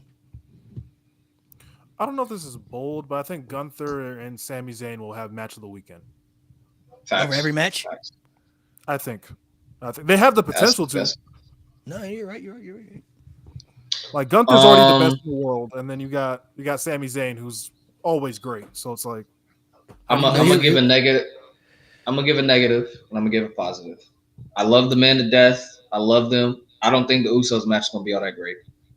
I think the story's gonna be great, but the in-ring quality will be fine. It's not gonna. Everyone's hyping this match up like, oh, it's gonna be fine. I don't think unless it's a street fight. If they an all-time classic. If they make a street fight, it's gonna be great. But I think if it's straight up one-on-one, the story will be great. Like there's gonna be an emotional moment, but I think the in-ring gonna be like, it'll be cool. Positive one. We're gonna see the greatest. Fuck it. We're gonna see the greatest ladder match of all time. Fuck it. I don't care. For me, fuck it. All time? Woo. Yeah, fuck it. Fuck it. I don't care. Fuck it. I don't care. For me, as bold as I can get, Logan's gonna RKO Randy and he's gonna pin Randy.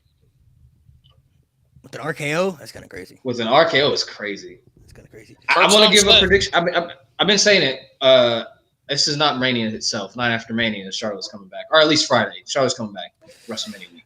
One of my bold predictions. I think DIY winning the tag titles at WrestleMania. I will. You know what? Wow. Don't give me hope that's not going to happen. I think honestly, I think they're going to win the tag titles at WrestleMania. That's I my think bold Devin prediction. in the comments is cooking too. Roman and Cody 2 is going to be better than last year. Oh, good, yeah. Yes. This year. Overbooked, but it'll be better. It's going to be a properly overbooked match. A properly overbooked match. Or Attitude Era style, bro. That match might go for an hour. It'll definitely be. It'll definitely be. It's gonna go. It's gonna go for 40. I say it might go for 45. It's because they're gonna do a lot of stalling, a lot of stories. You know, Rock is getting his belt out, and he's gonna whip Cody like 10. Well, Roman matches are very storytelling, slow paced too. So it'll be. Yeah, like there's gonna be a period in that match where they're just beating Cody's ass. It's gonna be like because Cody's gonna get his ass beat, and Roman's gonna talk his shit, you know, and it'll be very. Mm-hmm. Then you're gonna have the comebacks. It's gonna be. And then Jay, and then Sammy, then Stone Cold, and Seth, and everybody will come out. Cody. It'll be Stone Cold. Oh, you think Stone Cold's getting involved?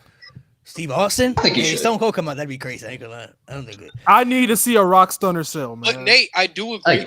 Nate, I do agree with you though that I feel like Jimmy and Jay in ring is not gonna be all that, which I feel like that match is a match I feel like desperately needs stipulation in my opinion.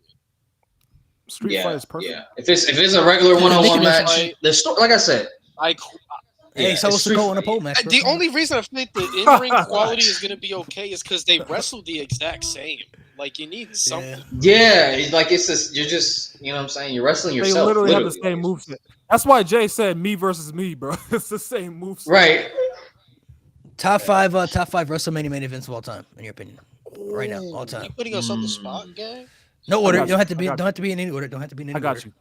I can give you top 3 for sure, and then I have to think about the other 2. I would say I'm on top five. Rip. Austin Rock is the best. I just saw it yesterday, and that story was beautiful. Which one? Facts. Number 2, where Stone Cold was like slowly unraveling and shit. Taker Shawn, Benoit, Triple H, Shawn Michaels. I hate to say it, but it's true. That's terrible. That is true.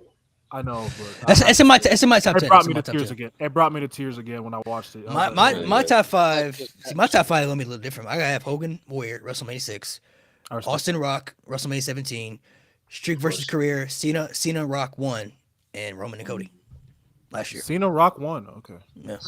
Cena Rock one. Okay, that's fair. That's fair. I can see that. Even though Cena should have won, but that match was still incredible though. That match was still great. Oh, you're on that camp. Okay.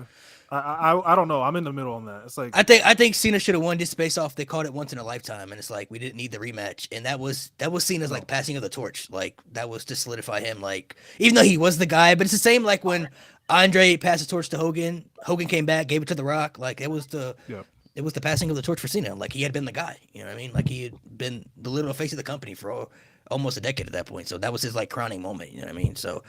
I felt like it should have been Cena, and then it should have never had the rematch. But the match overall was still great. That's my top 5 though. Those are my 5. Oh, W top 5. I like it. Cody-Roman. I need a few years on that. I need a few years.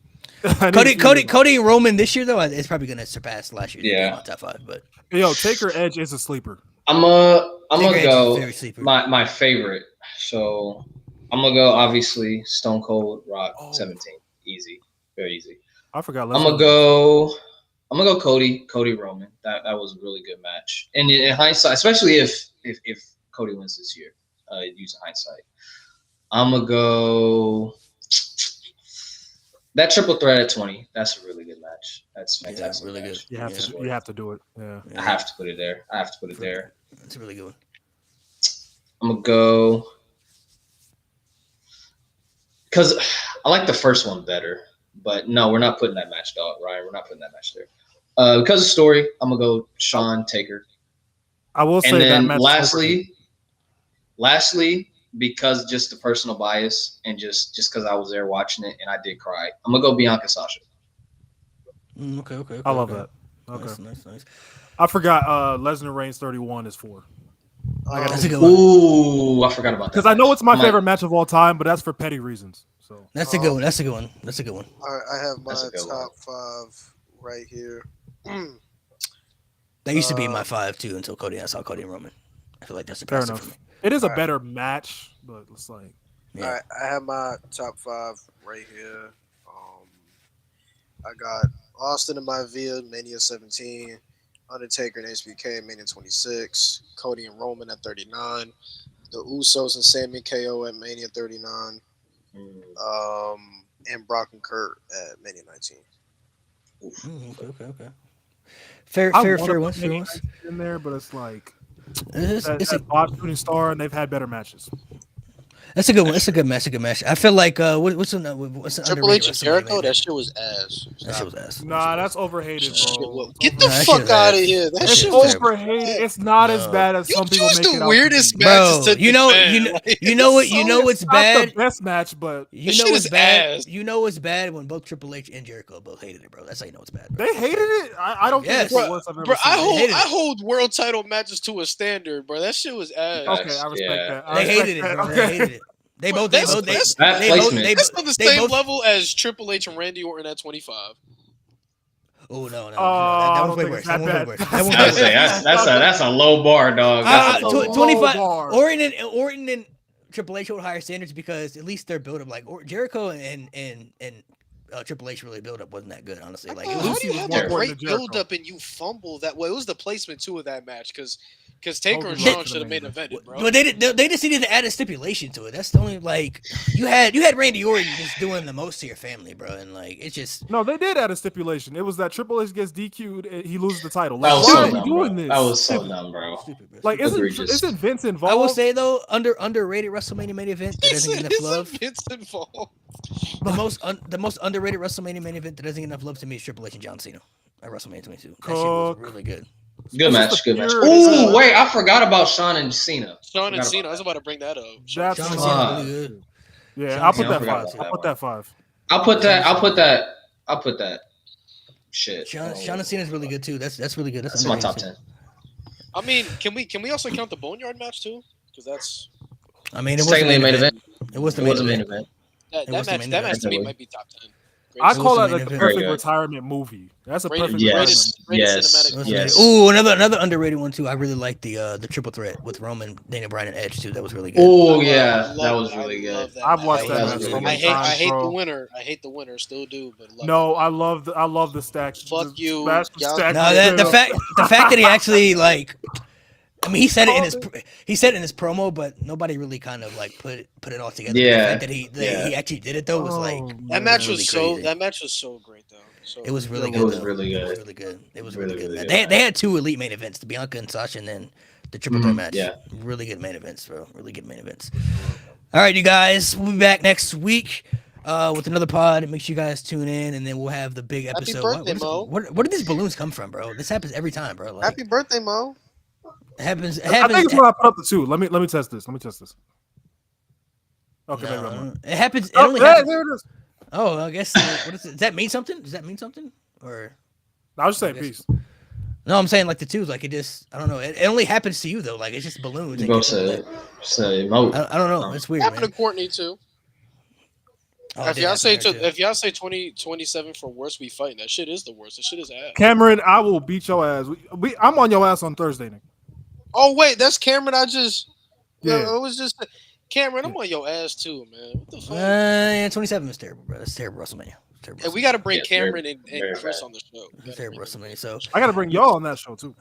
Make sure you guys sub, like, updated for all the podcasts that we do every Sunday 5 p.m. We'll be back next week, and then we got WrestleMania predictions the week after that, and then we got WrestleMania follow up. So it's gonna be a lot, bro. It's gonna be a lot, bro. That's an update for your computer. Oh, you got an update. Okay, so your computer be. You got 2 updates. Goddamn. 2 updates, bro.